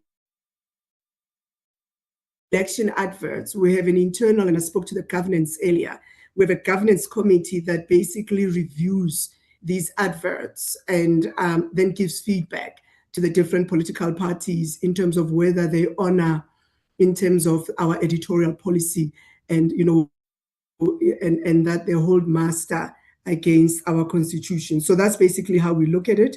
And I think those were the two I just wanted to talk to. So we have a strict editorial system, and we ensure that there's no bias that comes into that decision making. Thanks, Chair. Thank you. Thank you very much, CEO. Can we then move to ICASA on the questions that had been posed by members? Thank you, Chair. Let me take the end user and rapid deployment questions. The first question was whether it's fact that there could be a secondary market from the new rules. And our response is that the MNOs did not present to ICASA any evidence proving that this is fact. And until they do so, ICASA is then not able to really rule on it. And just to explain how they say this would happen is on the basis that someone buys 100 gigs of data, as I explained earlier, and they resell it into smaller units. And they're arguing that the 100 gig would have been discounted and therefore reselling it at a higher value than is unauthorized. But there is nothing illegal about it, as far as we understand. The analogy is that if you bought a bag of potatoes at 100 rands, and that was the value that it was sold for, and you resell it in smaller packs, what is the harm? And that is the question that must then be answered by the MNOs for ICASA to have a better understanding of this problem. We do not even anticipate that would be the case. Our anticipation is that the 100 gig would be transferred to friends, family. And if it is that they are able to trace and track the trend wherein the 100 gig gets, it's bought more than once a month, and it gets transferred to different numbers, and they can submit that evidence to ICASA, then we've got a case that we can work on. But for now, we leave it at that we don't know how this data transfer would be of any harm. Then the second point was on clarity as well on the opt-in. The opt-in means that when you run out of your bundle, whether it's airtime, SMS, or bundles or data, the default is that the operators would continue to bill you. You would continue to have services, but they will be charging you higher rates compared to the rate you were being charged when you are still within the bundle. Now, what has happened is that then you're not aware that you've run out of your bundle and you're now being charged out of bundle. And in most cases, you should have had a spend limit, but you find that there is even no spend limit to cut off how much they can charge you out of bundle. And that has led to bill shock. Now we are changing that to say, when you run out of your bundle, your services must stop and you must recharge, unless if you opt in. Opting in meaning you then say, sign in with the operator to say, when I run out of my bundle, do charge me out of bundle rates and maybe at a limit of 500 rands and don't exceed that, because we still want it to be a decision of the user, how much they are willing to spend out of bundle rates. Otherwise, give them an option to hit a hard stop and recharge. And the last question on two more last questions on rapid deployment, is that ICASA is given powers to regulate in as far as it is for the deployment of electronic communications. When we say we do not have powers to regulate municipalities, it's because municipalities, they've got their own local government powers and bylaws which fall under their competence. And same as that, they do not regulate electronic communications. We also do not regulate their processes and procedures with regards to how they put rules around way leaves and charges. So that is the distinction. So ICASA cannot instruct municipalities to say you shall give way leave within 30 days. And similarly, way leaves cannot say only fiber will be put on this road. So it's that distinction that we are clarifying. And with regards to the final date, yes, our plan is to have the final regulations by the 31st of December. What still needs to be done is we've gone through the written representations, oral presentations, and afforded stakeholders another 14 days, which ends this Friday, to submit supplementaries, arguments or motivations for what they presented based on the questions that came out of the discussions. We're then going to analyze those questions, those responses, and finalize the regulations and the reasons document. That is what takes us to the 31st of December. Thank you, Chair.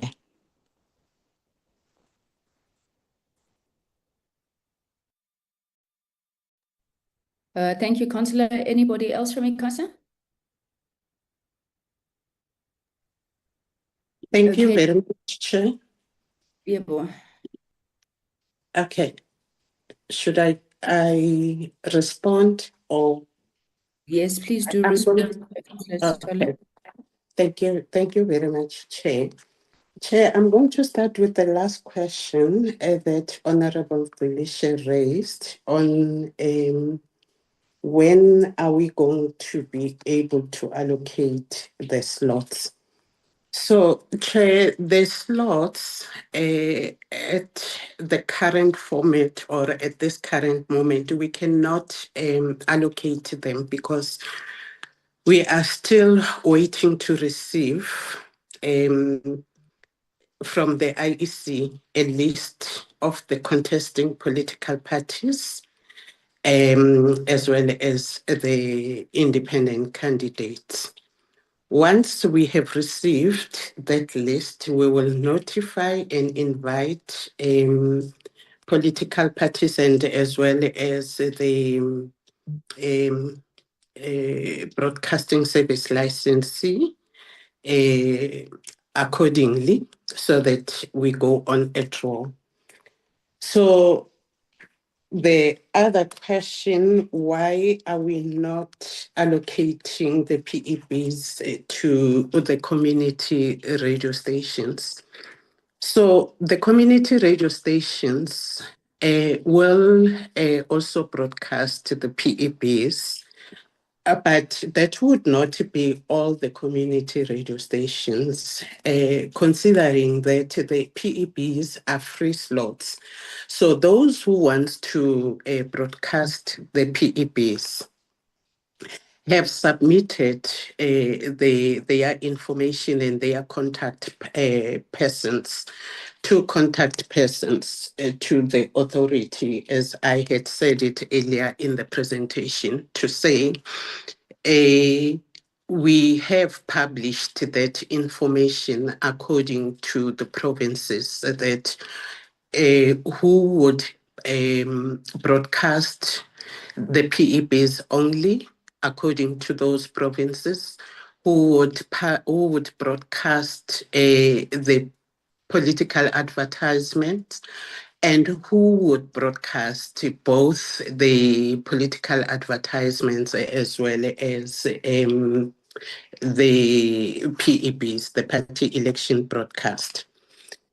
Then I think regarding the low power, as I said, that the low power, those are radio stations, small BSL, that mainly broadcast in the malls. They don't reach the broader mass in terms of communicating through the message.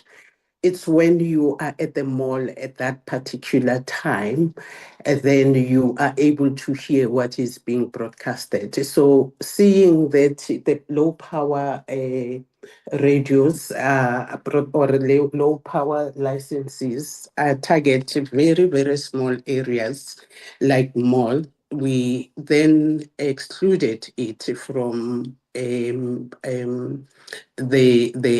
election regulations.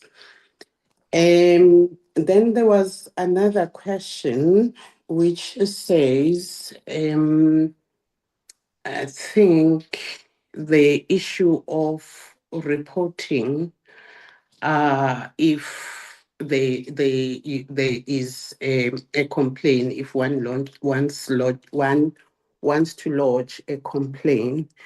And then we did mention that it will take about 5 days, or you can lodge your complaint within a period of 5 days. However, each case, it comes out with its own merit. And at times, you would not get immediately the response because as I say, that each case comes with its own merit.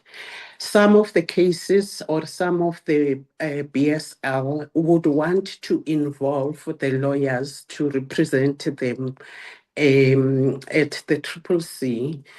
And that also delays the process of concluding the hearings because some of the lawyers at that particular time are not present. Hence, it is difficult for those cases to be concluded immediately. Then, if broadcast refused to broadcast the PEB, so in the regulation, we did mention that where the BSL has rejected a PEB, and the political party or independent candidate concerned has confirmed in writing to the BSL that it will not resubmit the PEB, then the licensee must, within a period of 48 hours, notify the authority of such rejection, and must also give the authority the reasons, written reasons for the rejection of that PEB. The BSL, which is your licensee, cannot decide on its own that they would not broadcast the PEB. They must communicate directly with the licensee that they are not going to broadcast the PEB and state the reason why. If that PEB needs to be edited, then the political party or the independent candidate that has submitted the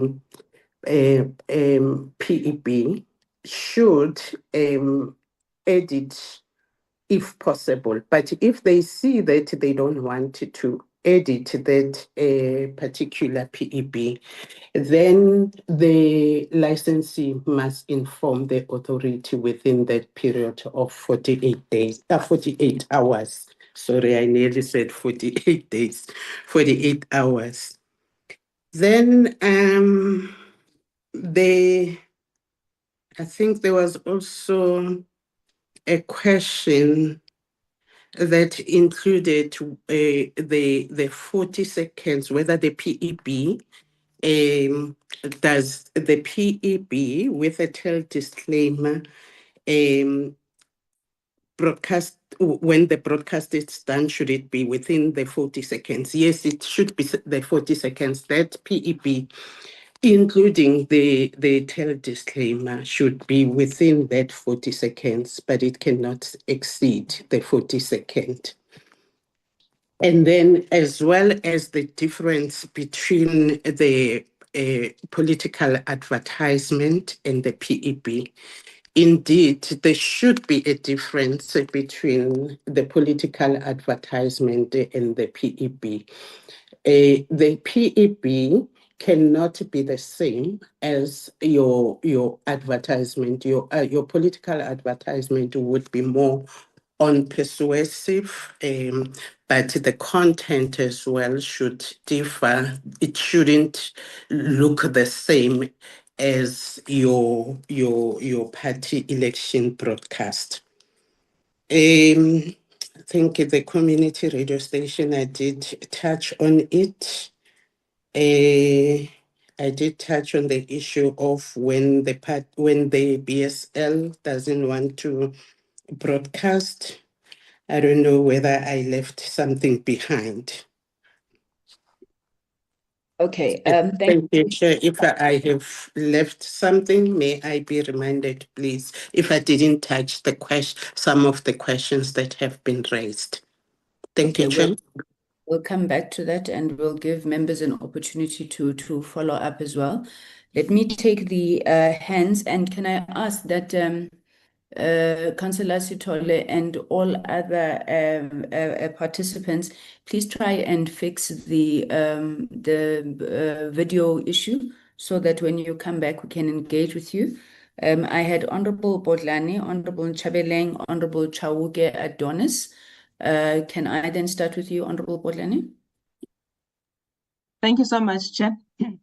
I'm sorry, Chair, I did say I've got downlights in the room that I am in, so the video is really bad.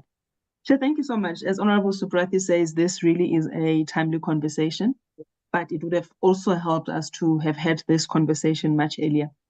So, Chair, I think for me, it's more clarity seeking than anything. And I do apologize that my questions will sound like they are all over the place because of the replies that we have received in between.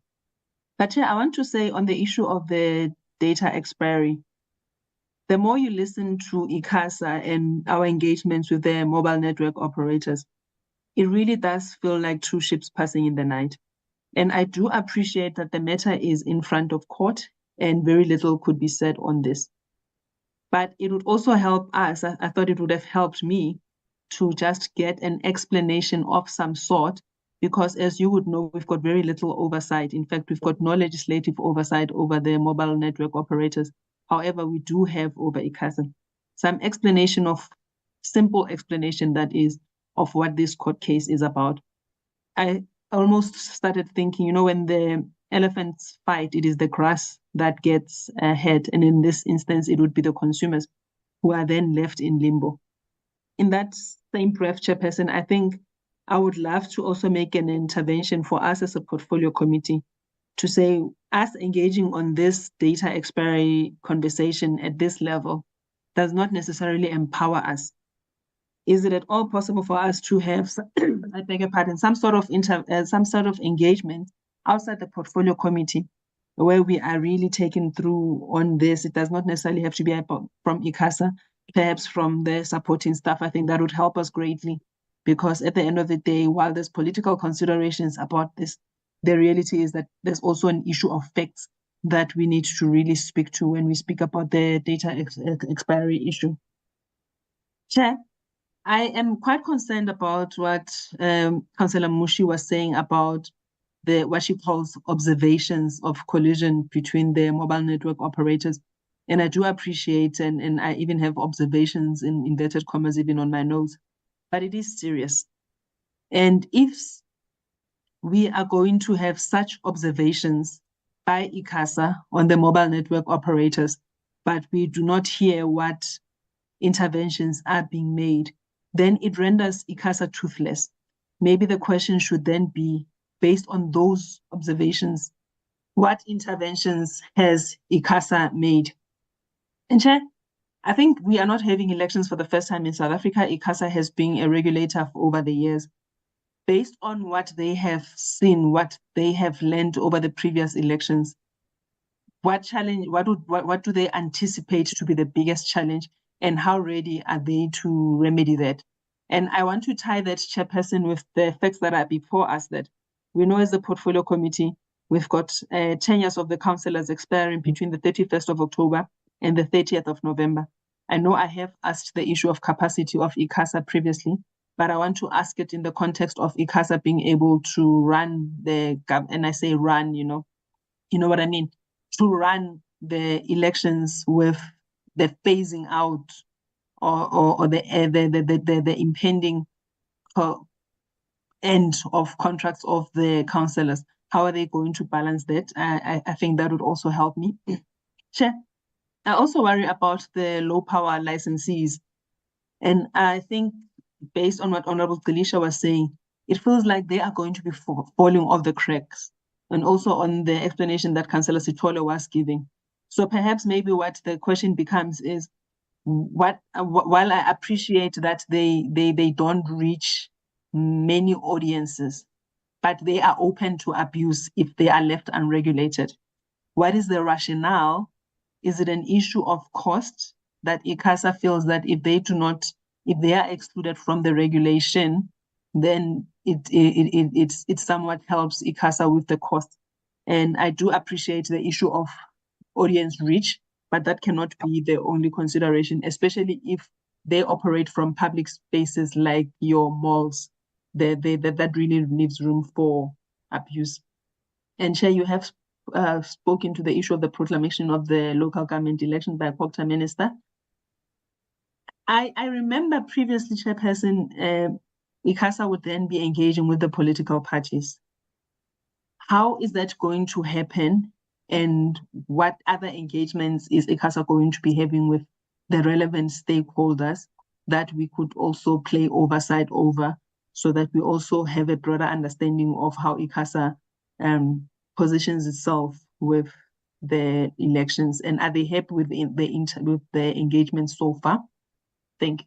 And then on the SABC, Chair, with everything said about how the SABC is positioning themselves for the local government elections, I worry about two things. That the quality of the reporting by the SABC is going to be compromised. And that would mean that, secondly, SABC, I beg your pardon, loses credibility. And the consequence of that is a loss of viewers. And Chair, maybe some clarity from the portfolio side. We had written to the Minister of Finance, the National Treasury, requesting some clarity on the allocation of funds for the SABC. This was a few months back. Did we receive a reply? And what was that reply? And Chair, I did not get I missed where the SABC spoke about Metro FM and other commercial channels being excluded from political party adverts. And I only picked it up with Honorable Delisha's question. Was her understanding correct? And what would be the rationale, especially considering that political party advertisement would be commercial transactions and there would be payments made for those? If I could just be clarified on that, I missed that explanation. And again, the question remains, without funding, what will the SABC be compromising? From the explanation that was given by CE, it feels like the SABC will be robbing Peter to pay Paul, just so that they do good on their public mandate. And I worry about elections being really an outside activity. And we have had reports as the Portfolio Committee about the quality of the outside broadcast equipment. And now we are hearing that the late allocation of funds, if at all, if any funds will be allocated, will affect the procurement process. Again, it speaks to the quality of the reporting that the SABC would be able to provide to South Africans for these elections, and the obligation that they have to carry elections. Chair, I think what we all want is for the SABC to be a trusted news source. And the issue of AI and misinformation and disinformation, how much with the resources that they have, could they just speak to us a bit more on how they are going to be curbing this? And I appreciate that the SABC channel has a great following, and it's, for me, proving to really be a trusted source. But we are going into these elections with more people that will manipulate election information, election news, and the SABC can really fill that space.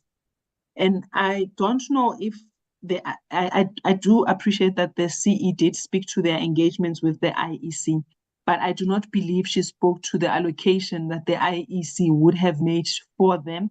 And if that allocation also makes a dent on the 120 million that the SABC needs for the funding of election operations. If you could just clarify on those two things, Chairperson, I would greatly appreciate it. Thank you so much. Thank you very much, Honorable Bodlani. Honorable Nchabeleng. Thanks a lot, Chair, and thanks for the opportunity to engage on these presentations. Chair, we are having a crisis. I think on one of the meetings we had, Chair, I'm going to talk about this issue of the expiring data, including the issue which is currently in court on the matter of this expiring airtime, where we have actually been taken to court through ICASA. I want to understand what is the position from us as a committee. Remember, the matter to actually request that data as well as airtime should not expire was a committee resolution that was then requested to ICASA to implement. And right now, the matter is in court, and the committee is literally absent out of the discussion of this matter and is not even participating in the court proceedings. So I just wanted to understand on that question from the minister's point of view, as well as from yourself as the chair of the committee. Have you had a discussion on this matter as to what is the way forward from our side? And I think at some point we need to get a legal this matter.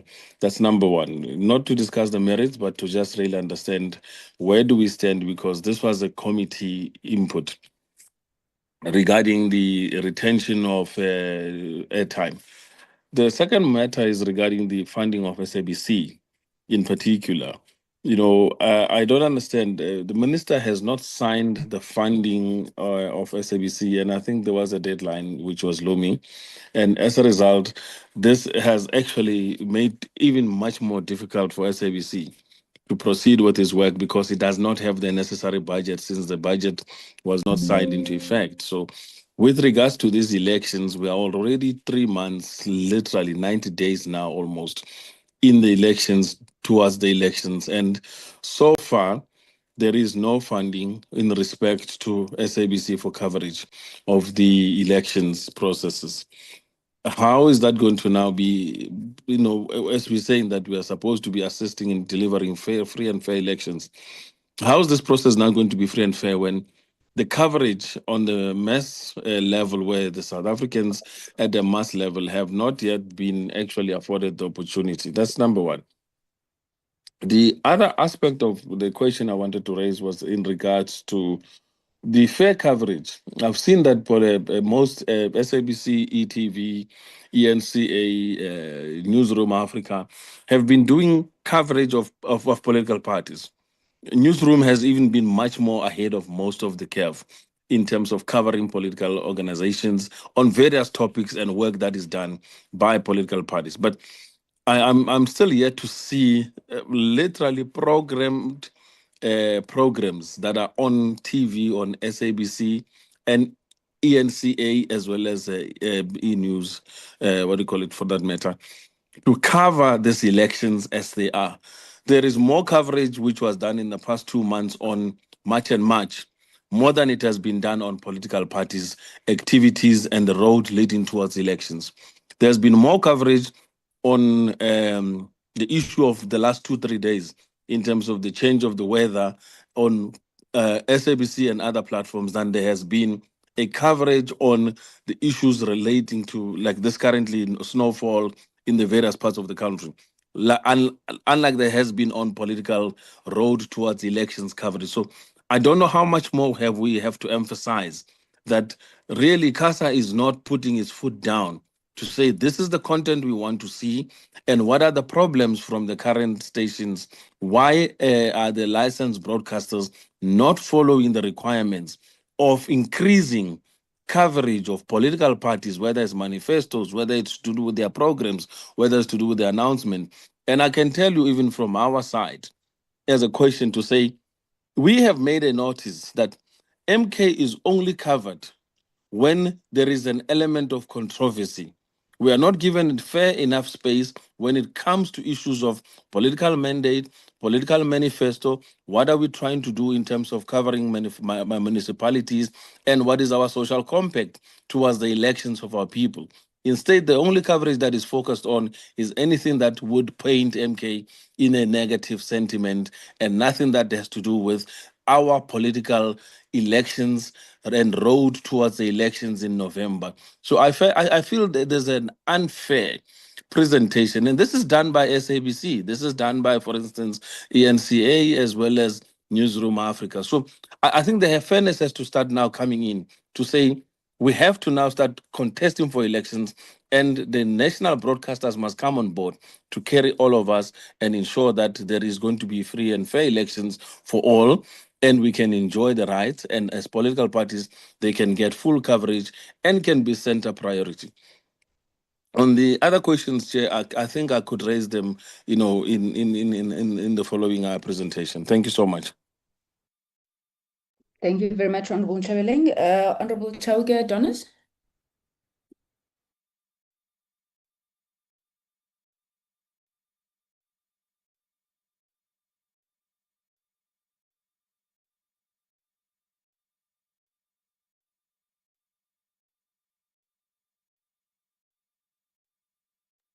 Honorable Chauke Adonis, you are still muted.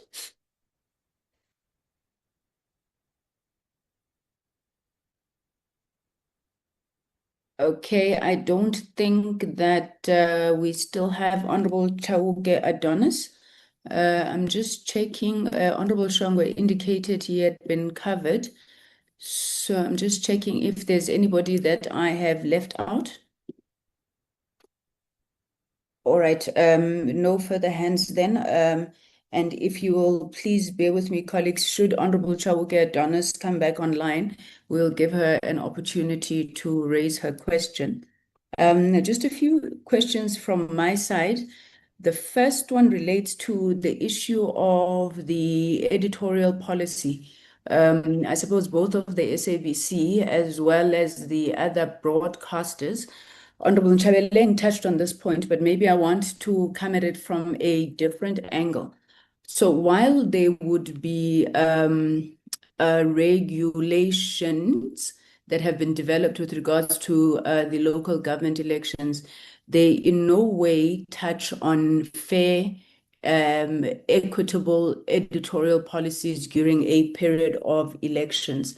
I'm raising this because while those editorial policies would ordinarily remain in force, I think we can all appreciate that an election is a time for heightened sensitivity.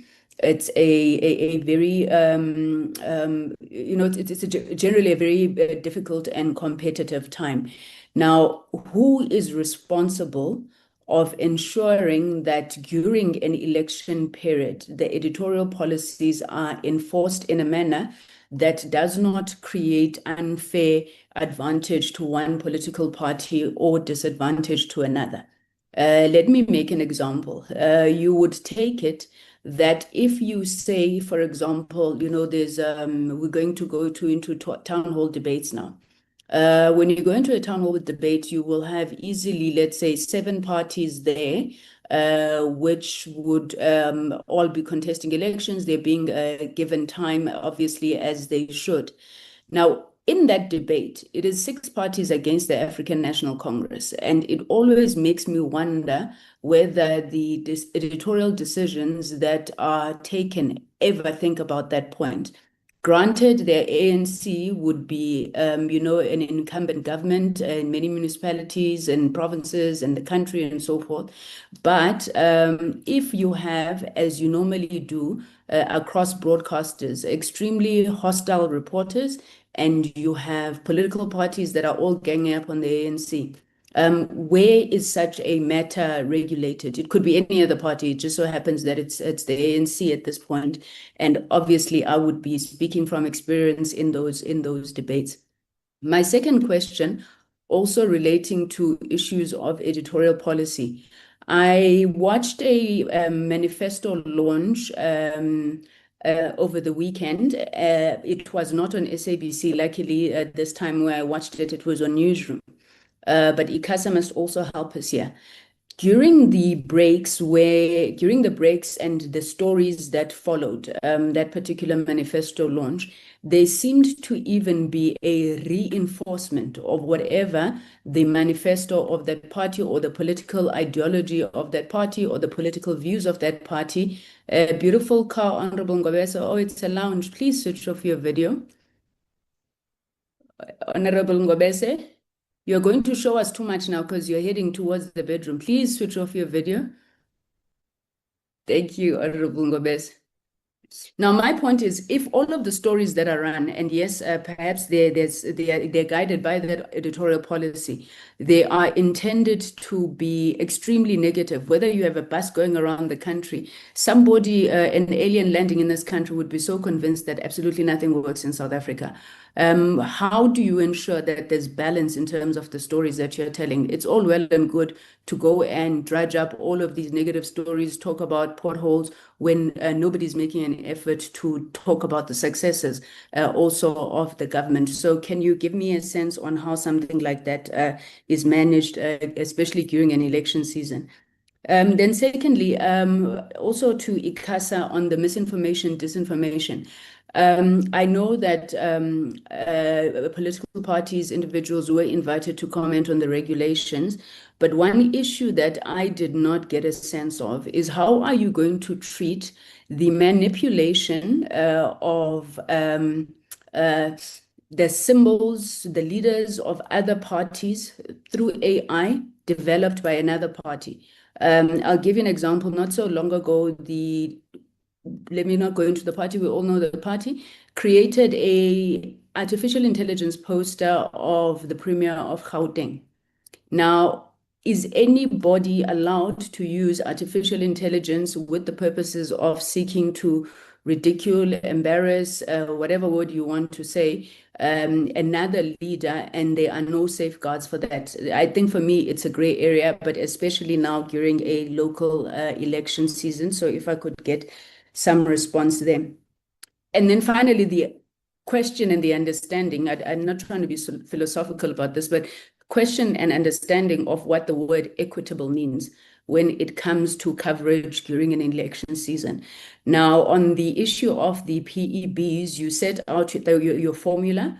I have always thought that proportionality is also a big part of determining equitable in an election season. So if I could just get very clear guidance on how that is being worked on.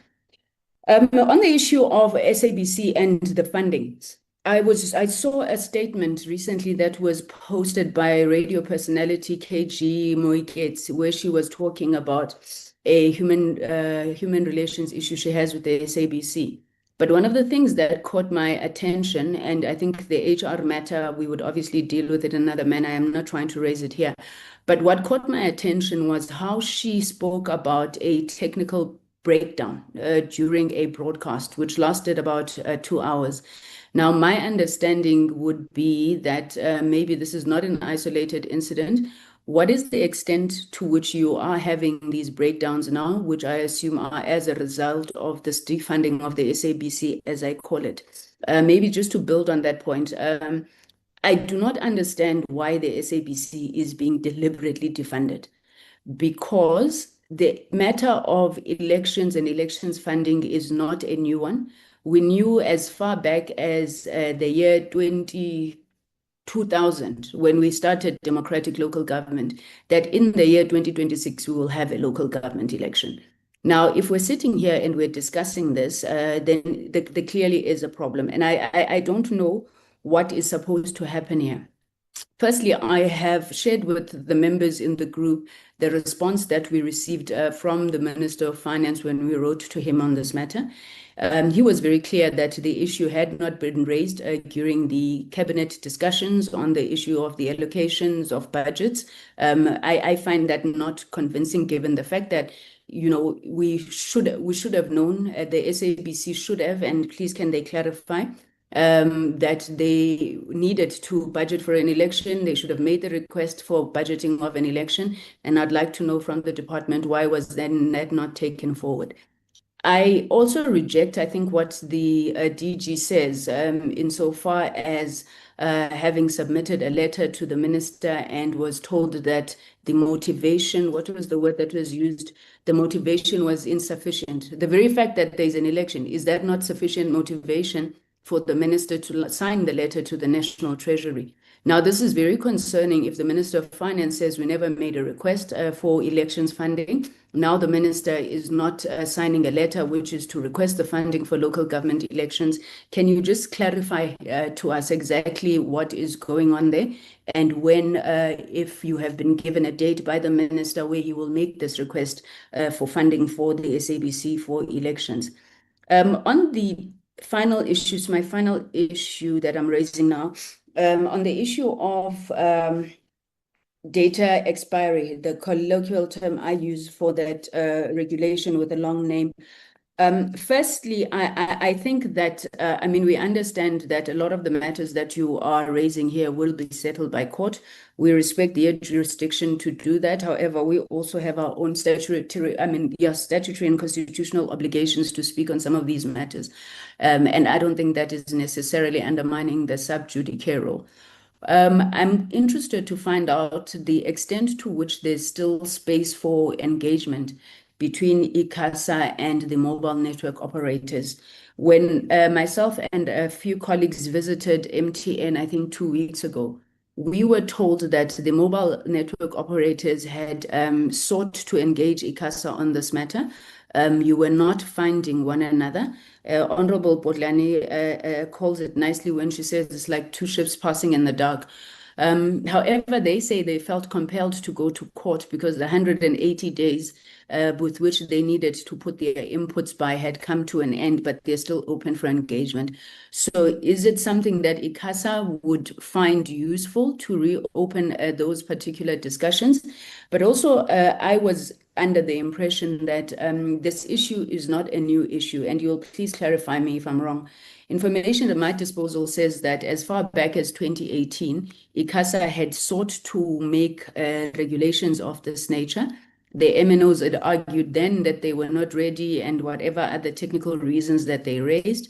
ICASA, I'm told, gave them a period of 5 years to be able to comply with the regulations, and hence they are coming back now. So how different are these discussions that you are having now from those that you would have had in 2018, if my information stands correct? The other issues I'm sure we can come back to, especially the issue of people in the rural areas being left behind because the SABC does not have sufficient money to cover elections, which I think would be a serious travesty. But let me start with you, DM, and then we will move then to the DG and the leaders of the entities. Deputy Minister Gongobele.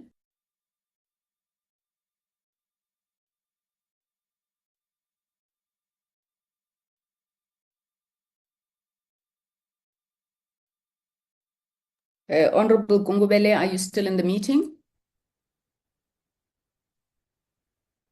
Okay, DG, do you want to come in? Thank you, Chair, and once again, to clarify the issue with regards to the budget funding, Chair, may I request the acting CFO to please quickly come through. I will come in at the end just to clarify then this last issue with regards to the non-approval for the latest budget request on the SABC. CFO DCDT, Sydney, please come through. Thank you, DG, and good morning to the members, Chair and members in that order, the DM and the colleagues from the department. On the issue of Menier, Sorry. can we have your video, please? Oh, sorry, Chair. Let me see if it's working. Thank you. Thank you very much. Yeah, just to clarify the issue of the budget, we had already started with the MTEF budget submission from our side, I think around August. So we managed to submit to the National Treasury. We already had 2 meetings with them. The first meeting was just for them to go through our submission, just to identify the areas of need and the likes for the MTEF period, not necessarily for the current financial year. And then there was another request wherein we were requested to submit our unavoidable and unforeseen budget or costs that we were requesting the National Treasury to assist us with. When we were supposed to, I think the deadline was Friday last week, SAPO and I think even SABC, yeah, they have submitted, but from our side then, unfortunately, it was not necessarily supported because it seemed like it was only addressing one issue, which is the unavoidable costs and not the area of unforeseen. So we didn't submit by Friday. This morning, I just had a call with the National Treasury just to find out if we have other ways of then managing the risk in terms of this. She explained to me that I think because the issue of unavoidable and unforeseen might not necessarily be a guarantee that you'll get money from anywhere, then she advised that we need to submit a request from our side for them then to consider other departments that have got some monies that they will then be able to reprioritize those money to the department, especially for the elections and other things that are very urgent from our side. So we'll be also involved in that process. We'll make sure that we meet the deadlines for those issues. Then the adjustment budget, we have received from National Treasury this morning. I was just analyzing it in terms of the adjustment budget. We will also just include all of those into our adjustment budget, just to ensure that at least we are able to get that which we get. Otherwise, yes, indeed, it might be an embarrassment if we don't get it. Thank you, Chair.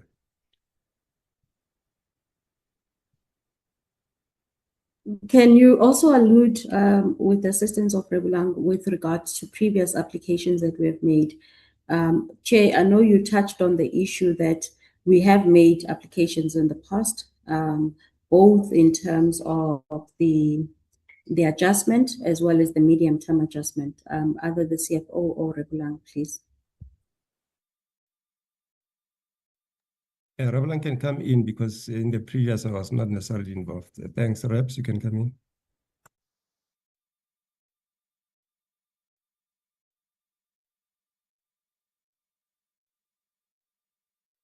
Morning, members, morning, colleagues, all protocol observed. Yes, indeed, we've made submissions, but unfortunately, we have not received any additional funding for the SABC mandate, except for the normal allocations that we get annually. But for meeting the SABC halfway for their mandate, no funding has been being brought forward. So currently, as the acting CFO has indicated, the process is just got kick-started the adjustment process. We received the guidelines today, this morning, with the submission of the Cape memos being today. And included in that, we also have, there's a Cape memo for the SABC, which will also include the elections. Thanks, Chair.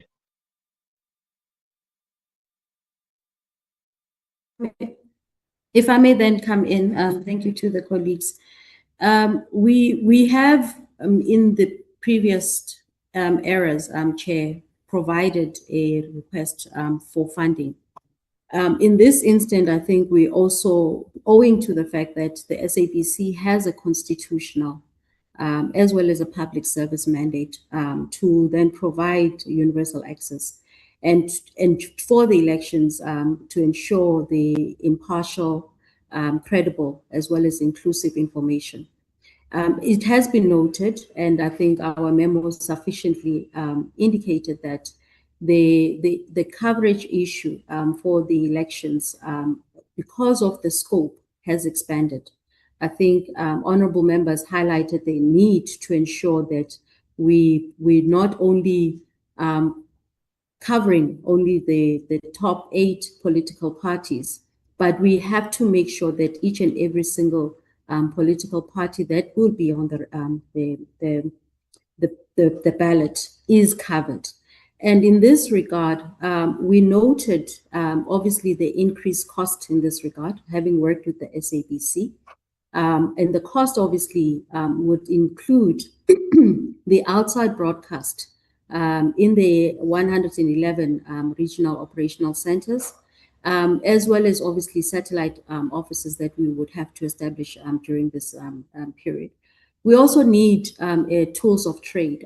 This relates to the equipment, but also and other like scaffolding, cables, wiring, etc., which we also made as a breakdown for this. The production, which will then result in additional human resources and overtime in the back end that would be needed for this. So that motivation was put in there. Was it an unforeseen, perhaps the argument could have been, Chair, because even as we sit now, we are going to get this list. There are going to be, as you know, numerous cases filed by political parties arguing that they're not receiving the sufficient coverage for it. And it was on that basis that our motivation was that we need to put in the application for this window period leading up to the election, so that the SABC would be able to have then the sufficient resources for the coverage of this. 2 matters gave about, in as far as the minister has not approved the memo to National Treasury, to the Treasury Committee. And his argument is based on the fact that the motivation that was submitted came rather late on the Friday of the deadline, and that he also feels that it was not sufficient in as far as the motivation for the unforeseen and unavoidable. And whilst he acknowledges that the funding is necessary, he also feels that he has a responsibility to ensure that all submissions are compliant within the relevant legislation. That's the reasoning and the motivation that we've received as the department. But as indicated, we are exploring alternatives this morning with the engagement with National Treasury. And we're also going to be engaging the minister to consider how then we can maybe strengthen the case for the SABC to be able to get the funding. Honorable Chair, I saw the letter that has been shared with myself regarding the correspondence that you received from the Minister of Finance dated the 5th of May this year.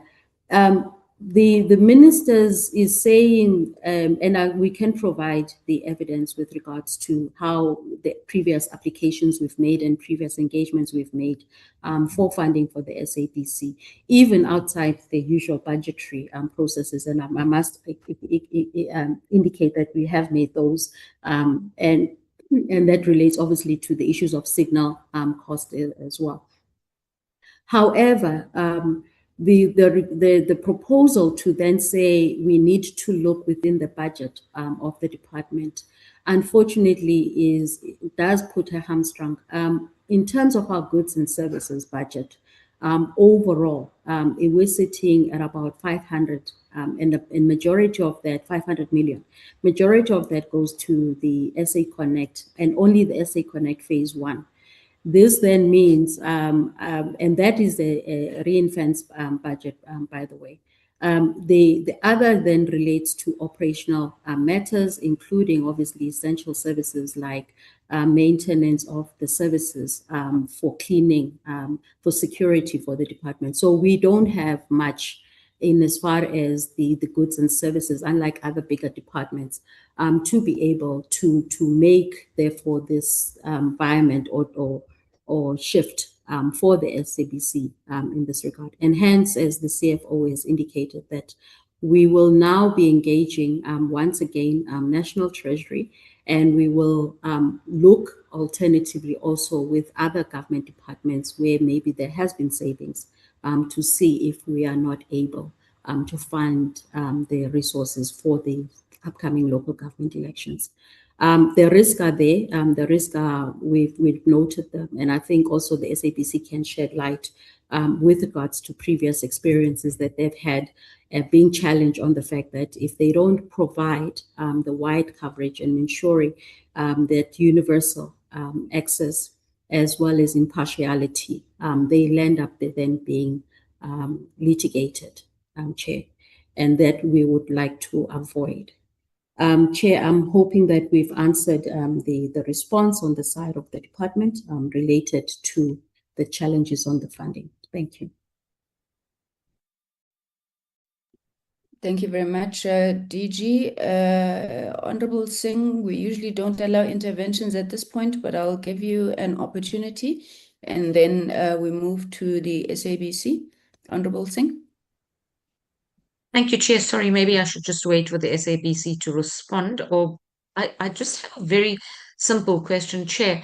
In the responses that we are getting from the CFO and from the DG, I would just like some of the responses to be straightforward. They're talking about deadlines. Did they make these submissions within the deadlines that they were supposed to have made them? And the second thing is that we are now talking about this SABC funding almost as if it was an unforeseen circumstance. Is that what they're referring to it? Because you yourself said, from 2000, people should have known from it. But I'm just going to go even more recent than that, in that we should know when the election cycle is. Are we now referring to the funding for the SABC for the elections as something that was unforeseen? Can I just please have a straightforward answer to that? Thank you, Chair. And sorry for interrupting. Thank you. No problem, no problem. Honorable Singh, we're lucky. We do have a little bit of time today. DG, can you just come back and answer those questions before we move on?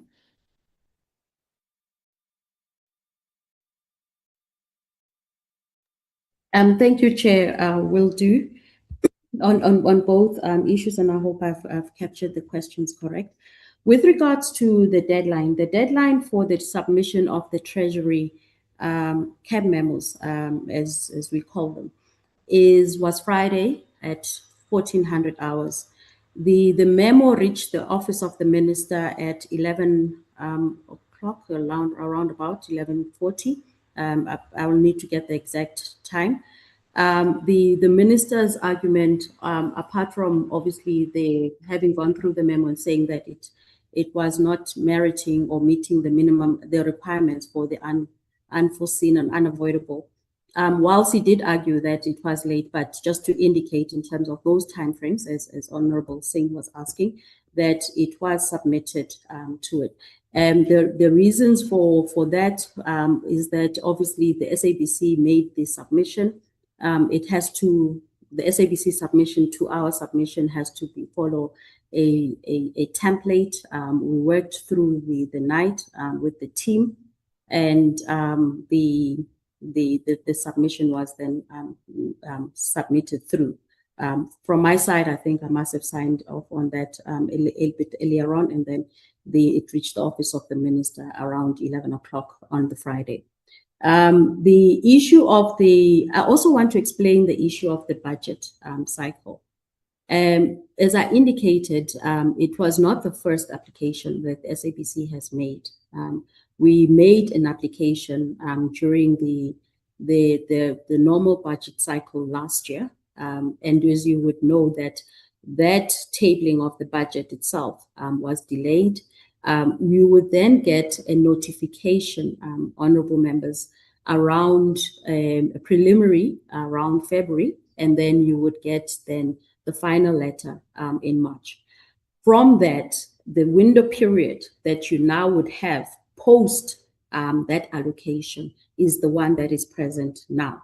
So there is a bit of a challenge with regards to these systematic cycles or budget window periods, as we call it in government, that poses the challenge, because you almost start a financial year with a letter then being issued literally weeks before that, and then obviously within the indication that there has been no allocation.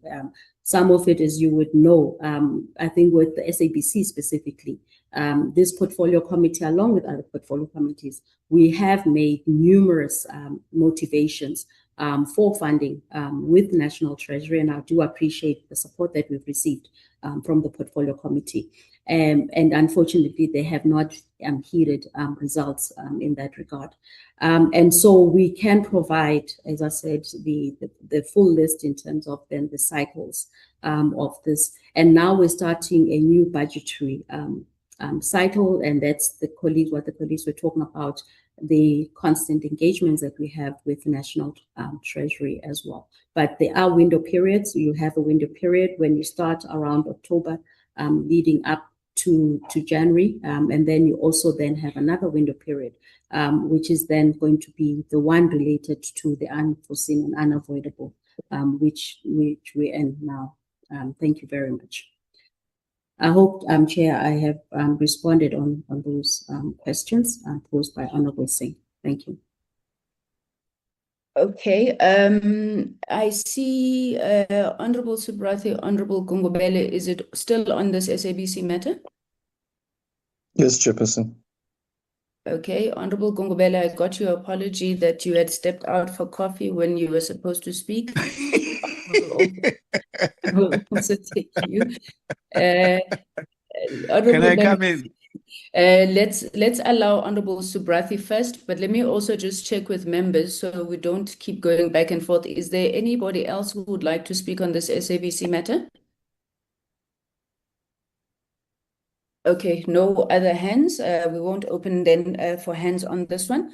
Honorable Subrathi, you may proceed, and you'll be followed by the DM. Thank you so much, Chairperson. Chairperson, I thought before we proceed, and since I had raised the matter both during my engagement and also I placed it in a chat, I want to, as the ANC deployed to the committee, record my huge disappointment, Chairperson, in us missing this deadline, a vital deadline. We've been talking about funding of the ANC, of the SABC time and time again, and we've emphasized the criticalness period that we're going into elections. And for us to have missed a deadline, I'm sure this deadline is something that was well known. I think it would be remiss of us if we proceed without getting a proper explanation from SABC in the first instance. Why was this deadline left till the last minute, until Friday, to reach the minister's office? Because from what I understand, one of the reasons advanced by the minister was it reached his office in the last minute. Then the second question is directed to the executive and to the minister in his absentia. Is the minister, as the executive authority, who ought to have known that Friday was a deadline. What efforts did the minister make to ensure that his troops met the deadline? It's unacceptable. I'm listening to now we have to go to other departments and ask other departments for if there's funds available and reprioritization of other departments, whereas we had an opportunity to make a direct and a first bite to National Treasury. It's unacceptable, Chairperson, that we have missed this deadline. We should get proper explanations both from SABC as well as from the minister that why was the planning poorly done so that we didn't meet the deadline. Thank you, Chairperson. Thank you, Honorable Subrath. Honorable Chabeleng. No, Mara. You can come in on the SABC Yeah, and then you go I'm just back coming in on SABC, that's all. Oh, but Chief, I called for people. Yeah, but Chair, Fine, you it's fine, it's fine. I know you'll just reshuffle me when stuff like okay. Chair, You may you remember there's a challenge on technology, ne? Sometimes Okay. when you want to quickly press, you are already passing. So we apologize for that. That is the All only right. point why You may I'm proceed, addressing it. Honorable Chabeleng, and then we'll go back to the department. Thanks. Yeah, I think maybe in my proceedings, I just wanted to state clearly that one, there's a letter coming out of Treasury saying that the issue of the prioritization of the funding. Then there is the deadline which we're given now that has been missed in terms of finalizing and signing this thing. What is the explanation in respect to how this matter is going to be resolved? Because we're having really now a challenge whereby it looks like there's not going to be any funding available. At the same time, we are now going to be faced with a situation where SABC cannot perform its function properly because it has been almost sabotaged with regards to funding. So we don't know where the blame falls. The other point of it is, I just want to go back to my earlier question. I asked about the committee's role in respect to the case. What decision, because I remember the issue of the airtime came out of the committee as a prerogative, and we have been silent in terms of the court matter, either by participating or taking a legal advice on the matter as to what we should be. We, as the committee, should be defending the rights of consumers with respect to the aspect of the money in terms of losing the airtime issue. So I think we're missing a ball here because there's too many things we're discussing. But I raised that last week and I'm raising it again this week. And I think Honorable Subrati, when he was standing in as chair, would recall I raised the matter, but it hasn't been attended to. I'm raising it again today. Sorry on that taking too long. Thank you so much. Thank you, Honorable Chabeleng. DM, Honorable Gongobele. Thank you. Thank you, Honorable Chair. I'll be very short. Maybe mine will come across as a grievance. I want to make a point, Chair, that whilst I do not disagree with the minister in terms of the technical compliance, it doesn't change the fact that the SAB is in a crisis of funding. Secondly, I think the department will be able to show, Chair, a tray flow of documents with regard to SABC situation, even including the cycle submission. I have just summoned those documents so that it is known that those submissions were done. This urgency now takes place in my understanding because there was no helpful response to the cyclical submission. And the other issue, again, I'm saying maybe it's going to come as a grievance, is that it's getting frustrating, Chair. Let me say this. If you look at the Digital Economic Master Plan and its findings, in the coming 10 years, 70% of the economic value will be extracted from digital-enabled platform-based business models, which means the readiness of this country to participate in that space is urgent and long overdue. But there's always a tendency whenever one entity is short of money, the Treasury says department must find money within its within its allocation, and the allocation which must primarily attend to full connectivity of this country and all other attendant interventions in that regard. It's a general statement I thought I wanted to make. Again, I'm saying I want to argue that maybe more voices are required on this matter. Very soon we'll be talking about the issue of SAPO. Similar responses are taking place, and I can go on and on. It is known that SABC is underfunded. It is known, it's not a new thing. So if they would need a special capacity to fulfill obligations with regard to elections in the context of knowledge that they are underfunded, I'm not sure if it makes sense to get these kind of responses. And I'm saying maybe more voices are needed in this one. Again, I said mine was going to be a grievance. Thanks. Thank you. Thank you very much. Thanks, Chair. Ubanlo, in this meeting, I finally understood what Honorable Mantashe meant when he says, "Yeganunkhwaza nizondenza dome." In this meeting, having people shouting. Who was shouting now? Nobody, Chair. Honorable Bodlani, proceed. But Chair, I just wanted to say I was completely lost on what Honorable DM was answering on, and maybe I will catch by and by, but he completely lost me. Thank you, Chair. Thank you, Honorable Bodlani. I think we're still on the SABC matter, and the DM did say that some of what he would say sound like lamentation. My understanding of his input relates to the general lack of support and funding of the portfolio as a whole and the SABC in particular. DM, please don't come in, I've covered you.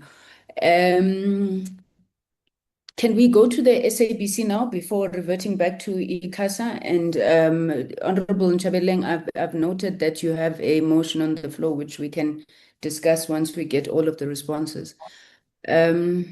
CEO, your video is on, so I'm assuming you're coming in now. Maybe let the chair come in first, Honorable, if I can ask for that, because I saw his video coming on, and then I will follow after, if I may. Thank you. Thank you, Chairperson. No, thanks. I think I'll be brief, and the CEO will tackle the number of issues. But I thought the question that Honorable Subrathi asked was something that I should just speak to as well. In that the information that I have, which the CEO will put some detail into it, is that the submission was made on time, but it would seem that the department had follow-up issues that were brought to the SABC on Friday. Then that explains the issues of delays that might have happened there. And then I think on the issue of the issues that were raised by Honorable Badlan, the issue of PEBs and the IEC funding, or the arrangements that we have with IEC, I'll let the CEO to deal with it.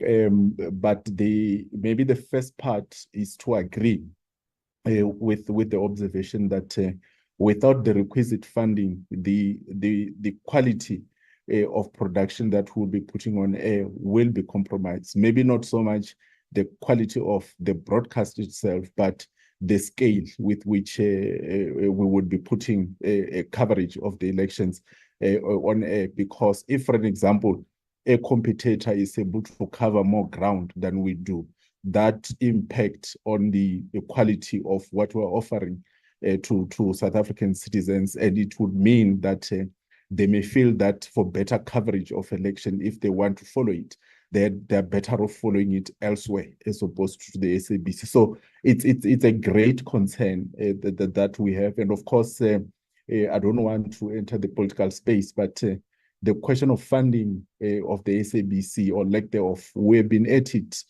since we came into office. It remains unresolved, and it's a frustrating situation. But I think that conversation is well known, so maybe I won't speak so much to it.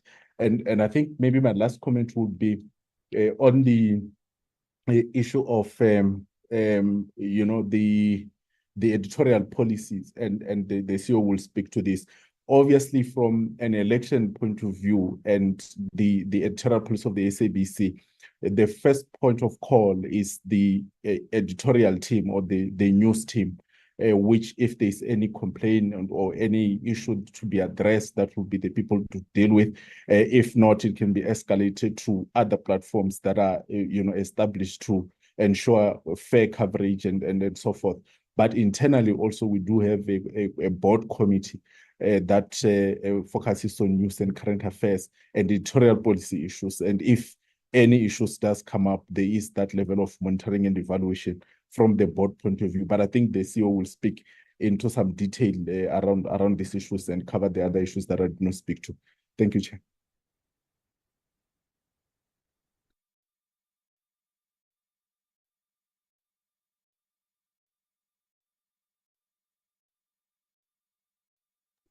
CEO, are you coming in? Thanks, Chair. I saw the DG's hand come up, so I wasn't certain whether you would recognize it first before I came in. But if let me check. DG, is this on the matter on the table? Yes, Chair, but I can come in after the CE. I just wanted to bring to the attention, Chair, in this meeting, we're talking to National Treasury. So there's still an opportunity for us to make the application for today, according to what was then tabled to Parliament in terms of the national expenditure or the adjustments. The deadline is today. So I'm hoping that we would still then be able to sit with the minister and if then address the issues or the concerns that he has to be able to make that submission. Thank you, Chair. Thank you, DG. CEO, you may proceed. Thanks, Chair. I think the Chair of the SABC has covered some. I think from a funding perspective, the SABC has consistently made funding submissions even through the MTF process. Last year, in 2025, at this time of the year, we did submit our funding requests, which were very detailed in terms of the election. So this is not the first time that we submit these funding requests when it comes to the election, to such an extent that hence we even came to this August committee, including whether it was SCOA, SCOPA, or every other committee that we've engaged in, whereby we were very clear in terms of the funding requirements and that we had submitted them. The only concern that I must point out, which I spoke to in my presentation, is the issue of time. We know that the response from Treasury for this current submission that we are talking to will only come around October, if I'm correct. And the elections are on the 4th of November. And some of that requirement is a technology requirement in terms of capacitating our broadcasting capability. We will not be able to actually procure and deploy on time. I think for me, that's a very important consideration, that even if this submission is made on Monday, if we look at the timeline, it's at risk. So again, this funding requirement was submitted on time. It wasn't submitted late from an SABC perspective. And then moving on in terms of the question regarding the PEBs and advertising, I think it's important to distinguish between the PEBs versus commercial advertising. So the PEBs, as per ICASA, it's obligatory for the SABC to carry that messaging, whilst commercial advertising, on the other hand, is totally different. This is when our sales teams go to market and engage with the different political parties, including third parties such as their advertising agencies, that they go in then and have those discussions and sign commercial agreements for advertising, and those go across the SABC ecosystem. So from a PEB perspective, there was a request from SABC to exclude the commercial platforms. However, it's my understanding that that request was not agreed to. It's something that we've previously in other elections submitted requests on, but the ICASA has never approved it. So that's really the difference between the two. One is obligatory and the advertising is a commercial requirement. Then coming to the IEC, we do have agreements in place, as alluded earlier with the IEC. We have two specific, when it comes to rand amounts, and just to explain this, there's three agreements with the IEC. Obviously, we've got the bigger agreement that I spoke to, and underneath that, we've got the agreement where the IEC is funding election education programming. That is IEC programming, educating the voter on all IEC processes, etc. So that exists. It's an agreement that we've signed. That's a commercial agreement. This is the space that we would have otherwise sold to other advertisers. IEC came in, bought the advertising. It's prime time inventory that they've brought across radio, across television, in our digital platforms for the IEC. The second one is basically, it's mostly to do with the results operating center. And that's more an exchange in terms of SABC bringing its inventory, and the IEC then it's a trade exchange in layman's speak that we've got with them, where then we are able to put up the SABC presence at the different results operations center in the country, whereby the SABC then does not have to pay for the space in order to be present in those operation centers. So that's the other agreement that we've got to them. It's the trade exchange. And then the third agreement that we've got to them is civic education. And that speaks to different processes, again, within the IEC. For example, on the 9th of September, if we look at our calendar, the IEC will be going to the public to discuss, to deal with the multiple nominations of candidates. The SABC will cover that IEC event. So there's quite a lot of IEC events that the SABC covers, that the IEC then, as part of the agreement, they fall within that agreement that we've got with them. So it's just to differentiate between that. And then moving on in terms of the editorial side that the chair of the SABC has also spoken to. The editorial side is a very critical one, in a sense that it's where I was talking about that the mandate will not be compromised. That is the public mandate, where the editorial integrity is something that we're going to focus on. And unfortunately for us, we exist in a world, as we said, of misinformation, disinformation, where we now have to bring in additional digital verification tools in order to make sure that the SABC's coverage is still credible to South Africans, taking into consideration we don't exist in a vacuum. The people we are talking to also have access to other digital platforms that they have access to, that they consult on when it comes to informing. So we have that extensive, focus on ensuring that not just during an election, but it's more so pertinent during an election, that the credibility is sacrosanct.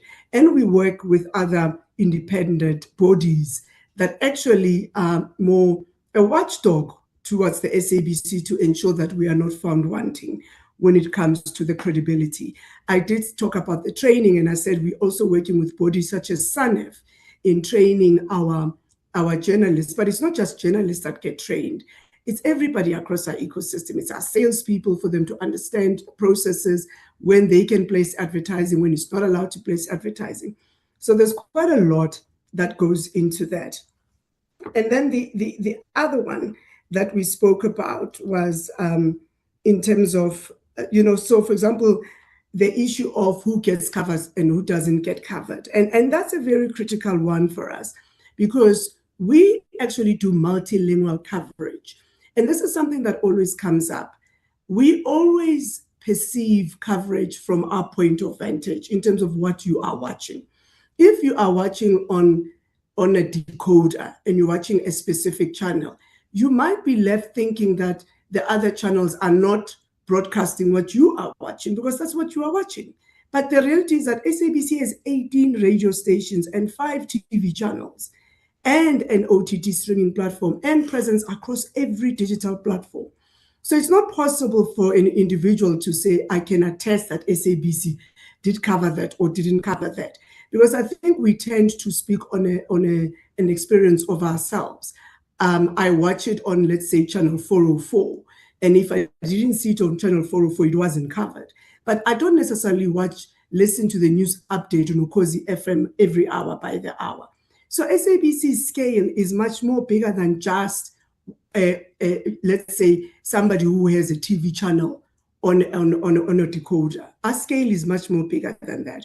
And I can attest, Chair, that this weekend, for example, if you think about it, on Friday, the promulgation of the elections was done. And therefore, it meant that we start covering then in terms of, let's say, the manifestos. The first one took place this weekend. The SABC actually covered that manifesto, not just from an English perspective, which is what most competitors do, but a multilingual perspective. So that's happening. And right now, the editorial teams are sitting looking at the calendar between now and the 22nd of November. And in front of me, I do have the draft, what they've been working on.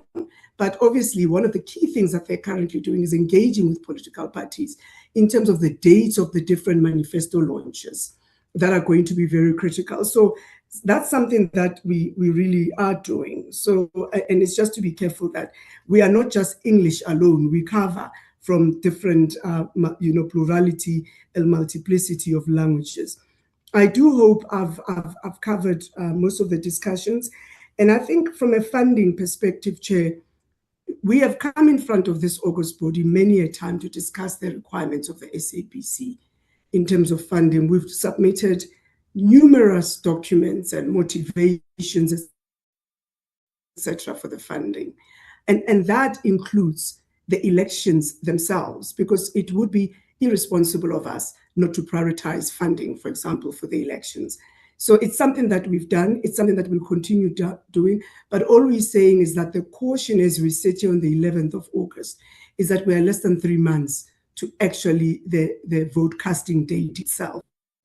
And therefore, there will be limitations on what we are able to deliver should, let's say, funding come in October, and what it means between then and our ability then to scale up to meet those requirements. Thank you, Chair. I hope I have covered the questions that were asked. Thank you. Thank you. Thank you very much, CEO Chairperson. Can we then move to the last round of responses from ICASA? Yeah. Thank you. Sorry, On the Honorable Botlani. I'm really, really sorry, Chair.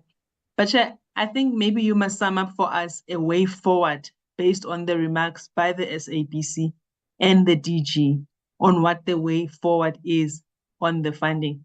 I think I had the DG saying there's an opportunity for them to continue the process this afternoon. If we could just summarize so that we are all on the same page, I would greatly appreciate that. Thank you, Honorable Botlani. With your indulgence, please may I do so right at the end? Because, can I do so at the end? Thank you so much, Madam. There was a voice that was speaking on behalf of ICASA. Please do come in. It's me, Councillor Mushicha. On the 2 questions on the end user, Honorable Botlani, on the possible collusion that we said we could be observing, we said that on the basis that we see competing firms, operators, who seem to be coordinating their behavior because they are raising the same objections on the proposed rules. And it's on the basis of that we are saying it could be that there is a possible collusion. And this has been happening, as Chair mentioned. It's not the first time that these regulations are pushed back. From the time 2018, when ICASA reacted to the practices on data expiry that were now becoming uniform, and ICASA came in to set up, put in the rules. There was that pushback, an agent review application that was launched, but that was more on, we ended up out of court with an agreement to rather postpone implementation date by 6 months. And then the regulations were then enforced then. But what has been the practice is that as ICASA reacts to these practices, there will be a review application. And indeed, our understanding was also that whilst we thought we were having engagements with the operators, we saw them issuing us with papers, and we understood that they were securing their 180 days partial review application window, but that the engagements are still ongoing. We had met with MTN and Vodacom, Vodacom on the 25th of May and MTN on the 25th of June. So those meetings happened with our compliance division, and the engagements are closed, and even with the court process, there will still be an opportunity for mediation. So indeed, the opportunities is not closed yet. But it is our observation, or our thoughts are that the operators obviously are reacting to the rules that are closing opportunities that were making it a common practice for data to expire more than it lasted. And our plight is to really carry the value for longer. And even if data still expires, but it expires at least with an opportunity that the consumers would have at least tried their best to transfer or roll over the data or airtime at least once, or to transfer the data to others that they are not able to use.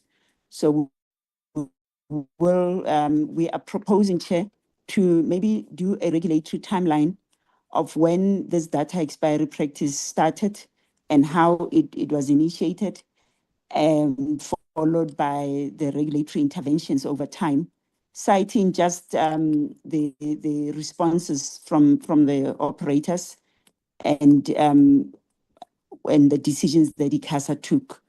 It's obvious that our regulations are not to necessarily please the operators, but to rather enforce consumer protection. So we are proposing to then do the regulatory timeline as part of what was suggested, Chair, that maybe there is an engagement that needs to happen with yourselves so that we can share more on this process to date. Thank you, Chair. Thank you very much, Councillor Moshe. Any other comments from ICASA?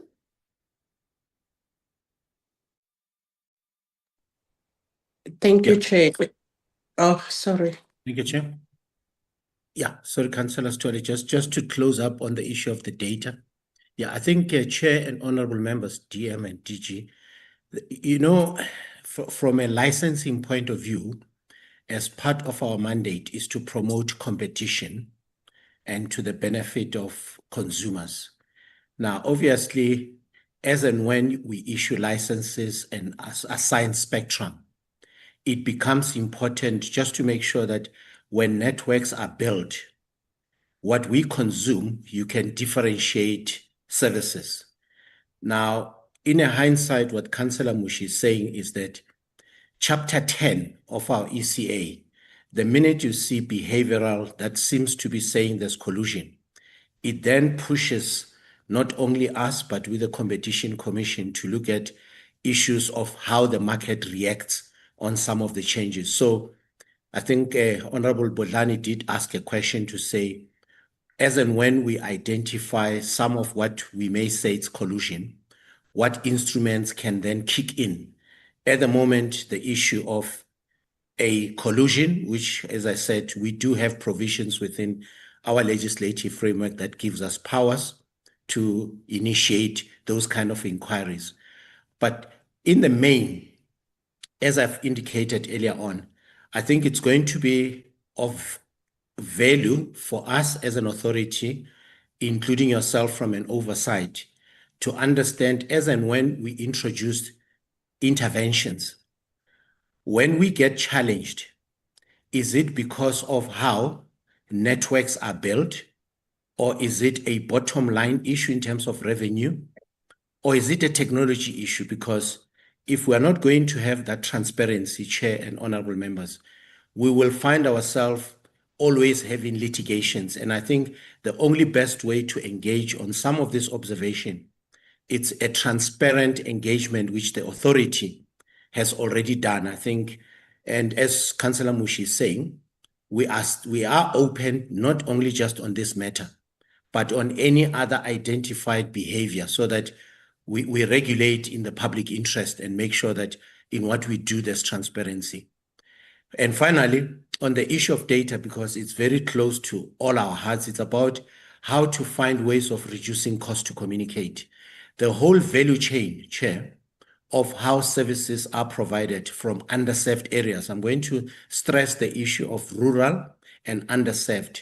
It's a question of, as long as there's no discrimination in how services are provided, then we can then safely say that we're advancing, closing the digital divide between our communities. And I think this is the spirit and the intention that the authority is doing with all these regulations that we normally publish. But yeah, I just thought, let me just do that re-emphasis, because it's important to understand our role and the intention that we want to see in this country happening. I'll hand over to Councillor Stole, and maybe we'll be supported by Councillor Faye on all the electoral or election issues. Thank you.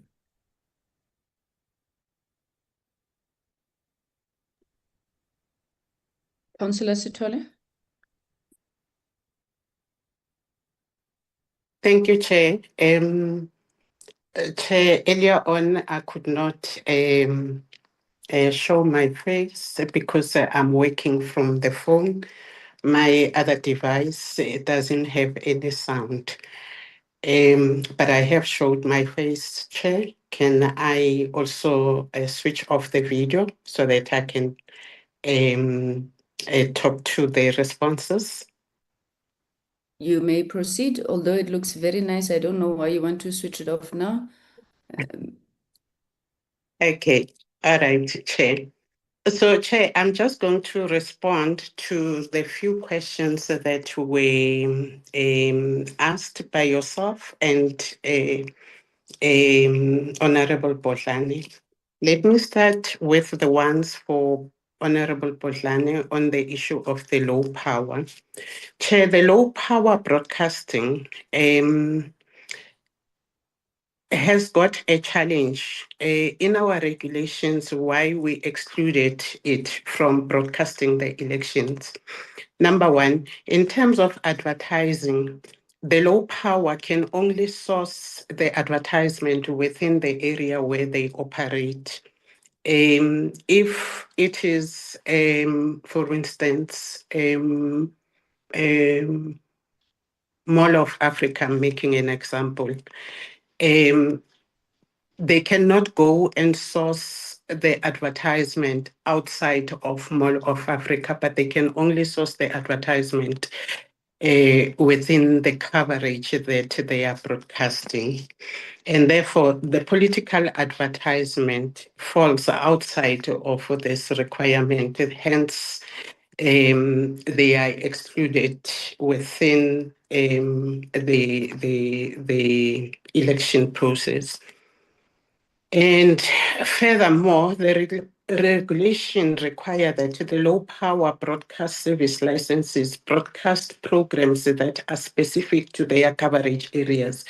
That could include anything that is within the mall, if there is an old age home around that particular mall, then they can broadcast that. If there's a sports ground or sports that is taking place within the area that is covered by the mall, then they can broadcast that. However, the regulation also explicitly prohibits low power from broadcasting the news as well as the current affairs. Then, because it excludes the low power to broadcast news and current affairs, then the low power is excluded from the elections broadcasting. Then I think Honorable Bodlane also asked the issues of the challenges that we envisage with these municipal elections. So, Chair, with the upcoming local government elections, we see a lot of political parties and independent candidates that are mushrooming and contesting for these local government elections. It's unlike with the national and provincial elections. So the number itself, it's a challenge. It's a huge challenge for the authority. And considering that the compliance division with the number of resources, human body that it has, we saw that it cannot be able to sort of do a proper compliance with these challenges that I have mentioned. So what we did, we came up with the contract for the terms that the authority would appoint the terms, meaning those 36 positions which were advertised, so that they can get training and also they can assist in the effective and monitoring as well as complying with the elections and seeing whether all those licenses, do they comply with the regulations.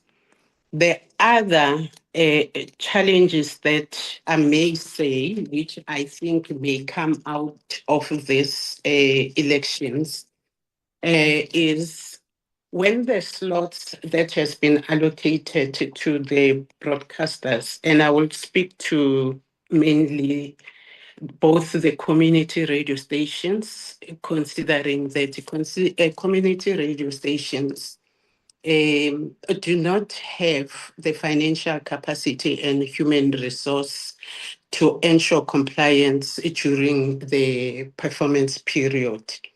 So they might get challenged, even though the authority has assisted them in terms of during the workshop, empowering them with information on how to deal with the compliance during the election performance.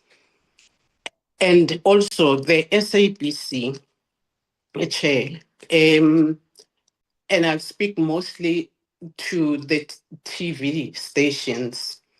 If the political parties are not using the slots that have been assigned to them to broadcast the PEBs or to submit the PEBs, or they bring the PEBs or they don't bring the PEBs, the SABC will lose the financial resource in terms of those lots could have been used for most probably the advertisements. But because of those PEBs are not taken, but the political parties did say they would use those slots. For some reason, those political parties and independent candidates don't submit the PEB as the PEBs, then they don't use that slot. Then the SABC is capable of losing the financial resource that they could get from those slots. Then there was a question, Chair, that you raised in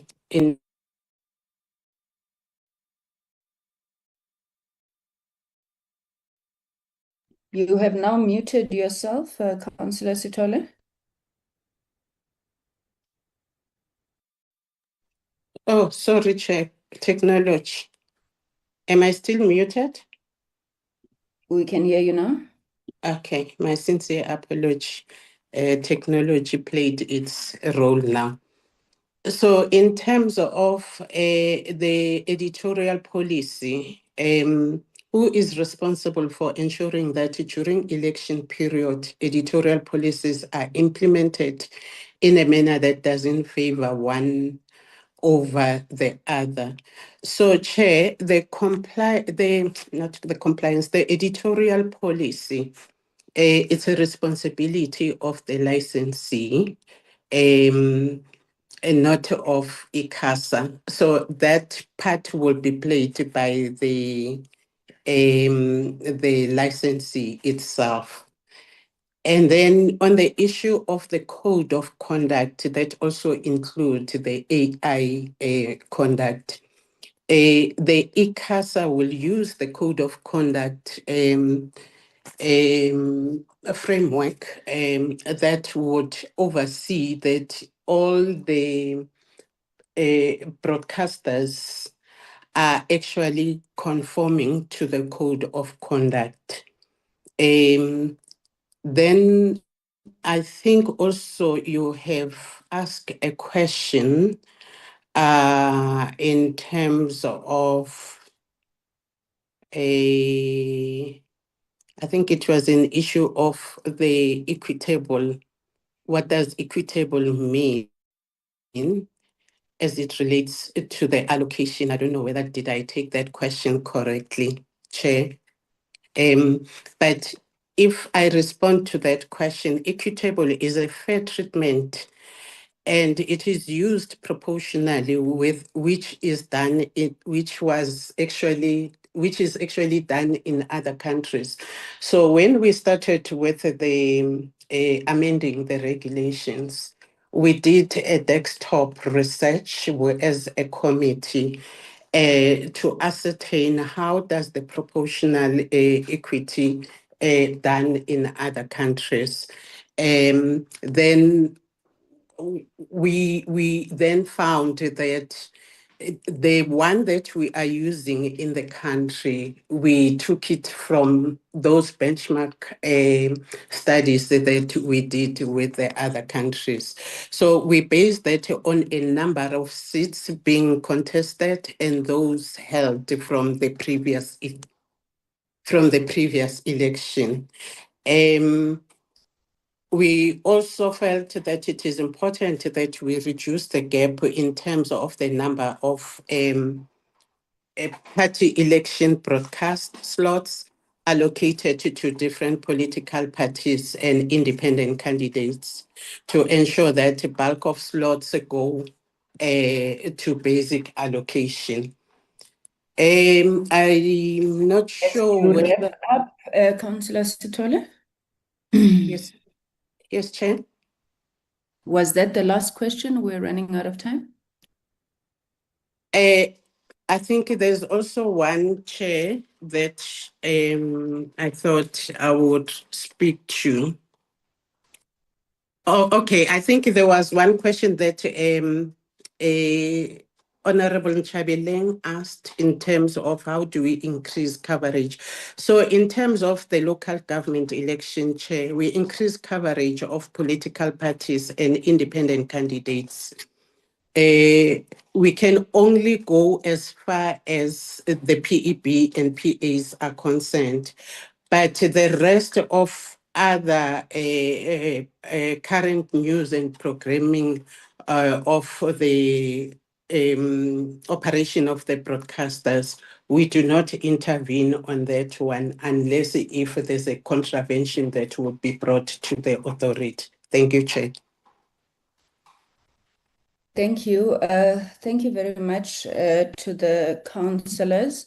Councillor Ramusi, you had spoken, but you'd indicated to me on the side that there was something about social media.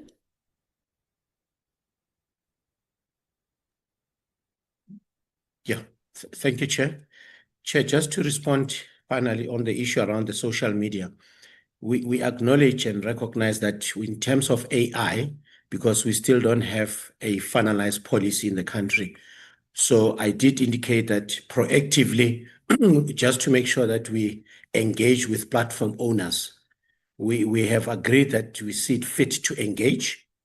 And obviously noting that we do have other legislative framework that can still protect citizens, whether it's in terms of preparation for elections. I mean, if you take the Cybersecurity Act, the POPIA Act, I think with all the applicable laws that we have in the country, we can still borrow some of the prescripts just to make sure that anyone that is found to be defaulting or impersonating incorrectly people in this country, then we can activate that in partnership with other institutions.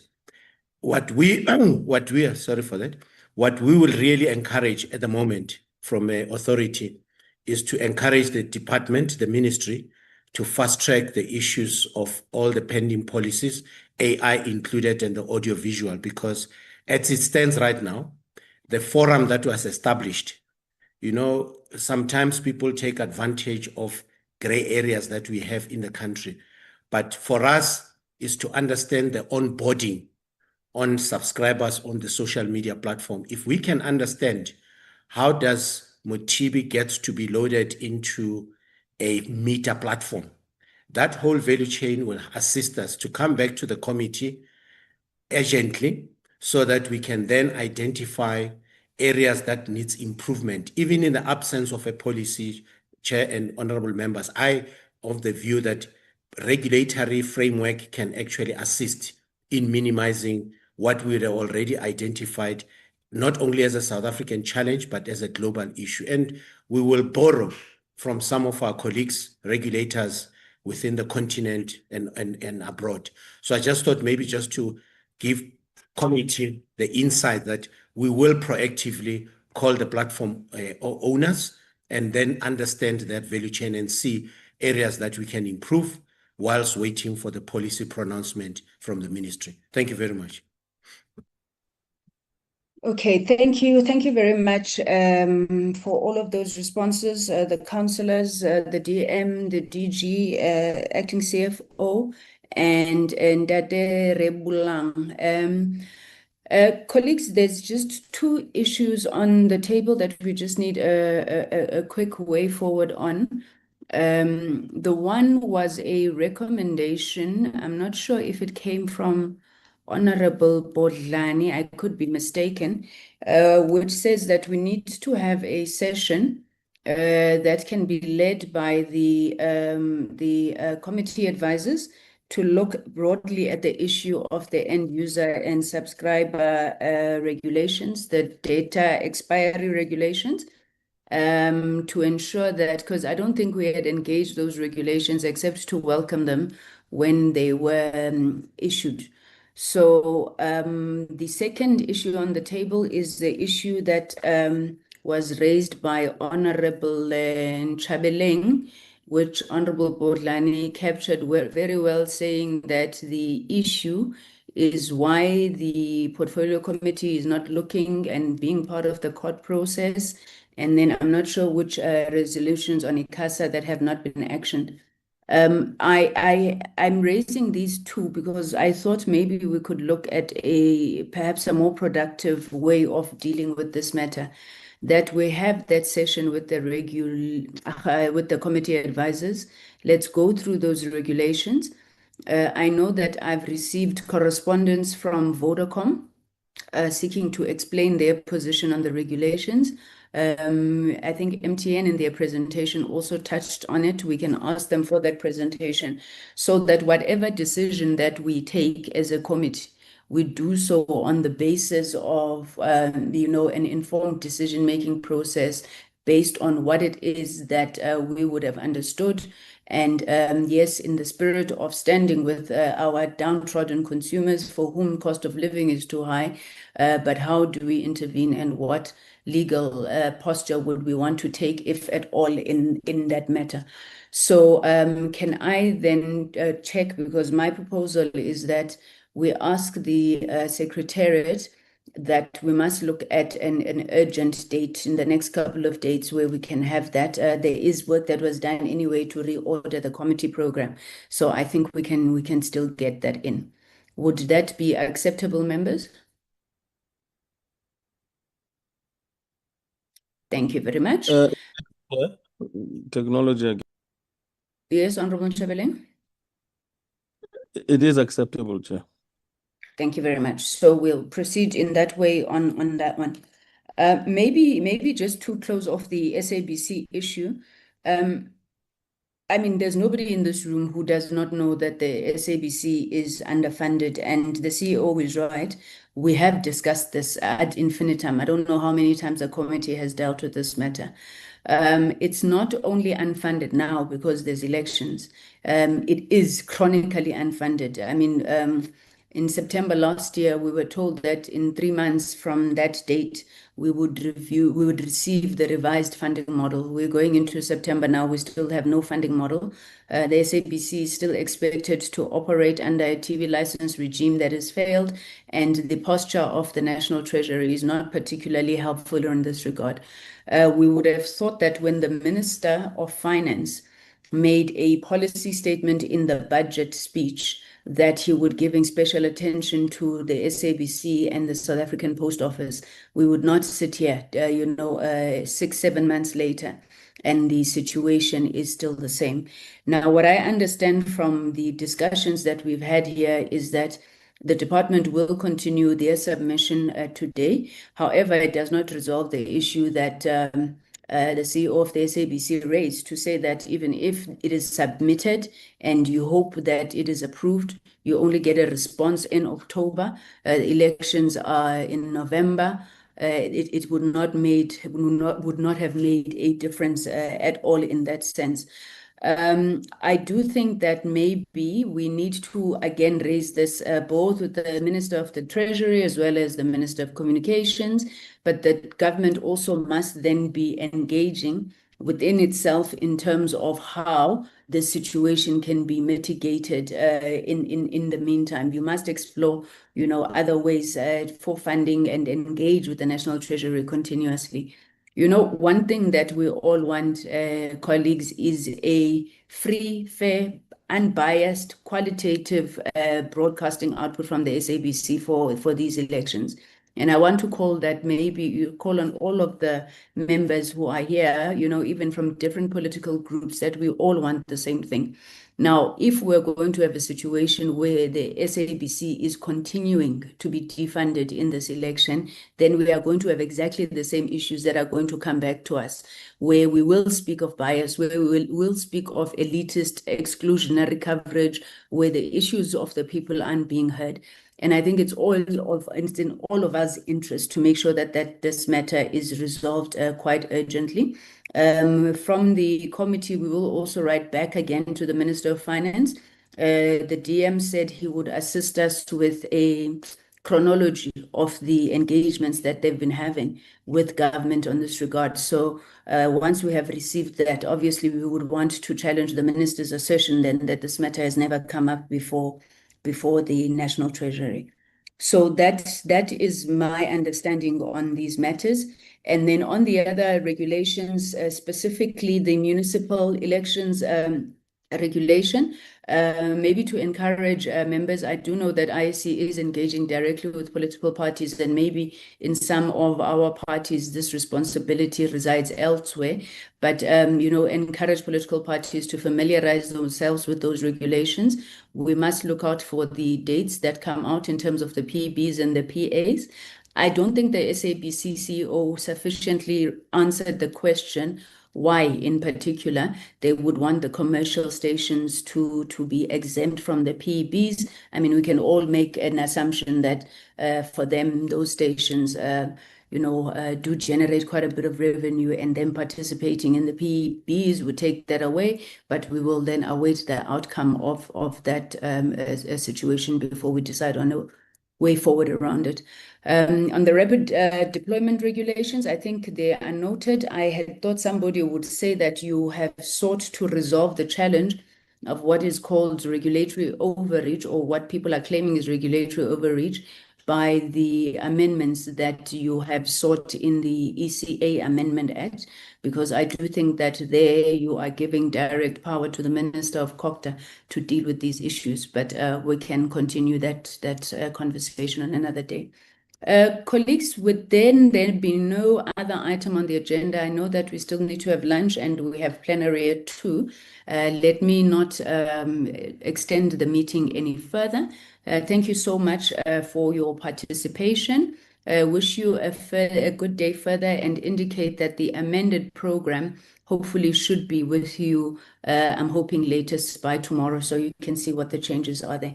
Thank you very much, honorable members, Deputy Minister, the leadership of government. You all have a good day. Thank you.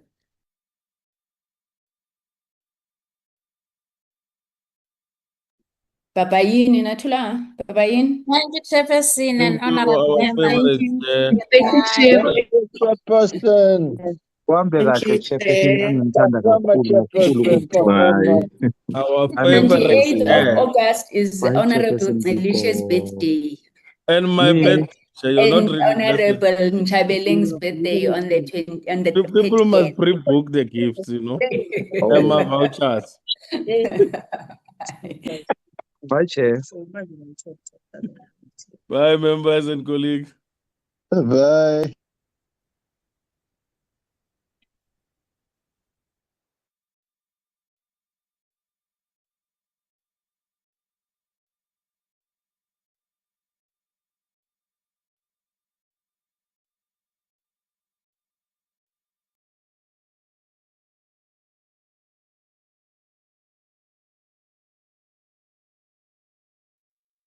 You call on all of the members who are here, even from different political, the SABC issues that are going to come back to us, where we will speak of issues. Make sure the committee, we will also with them. And then on the other issue, that with the to be exempt for a situation.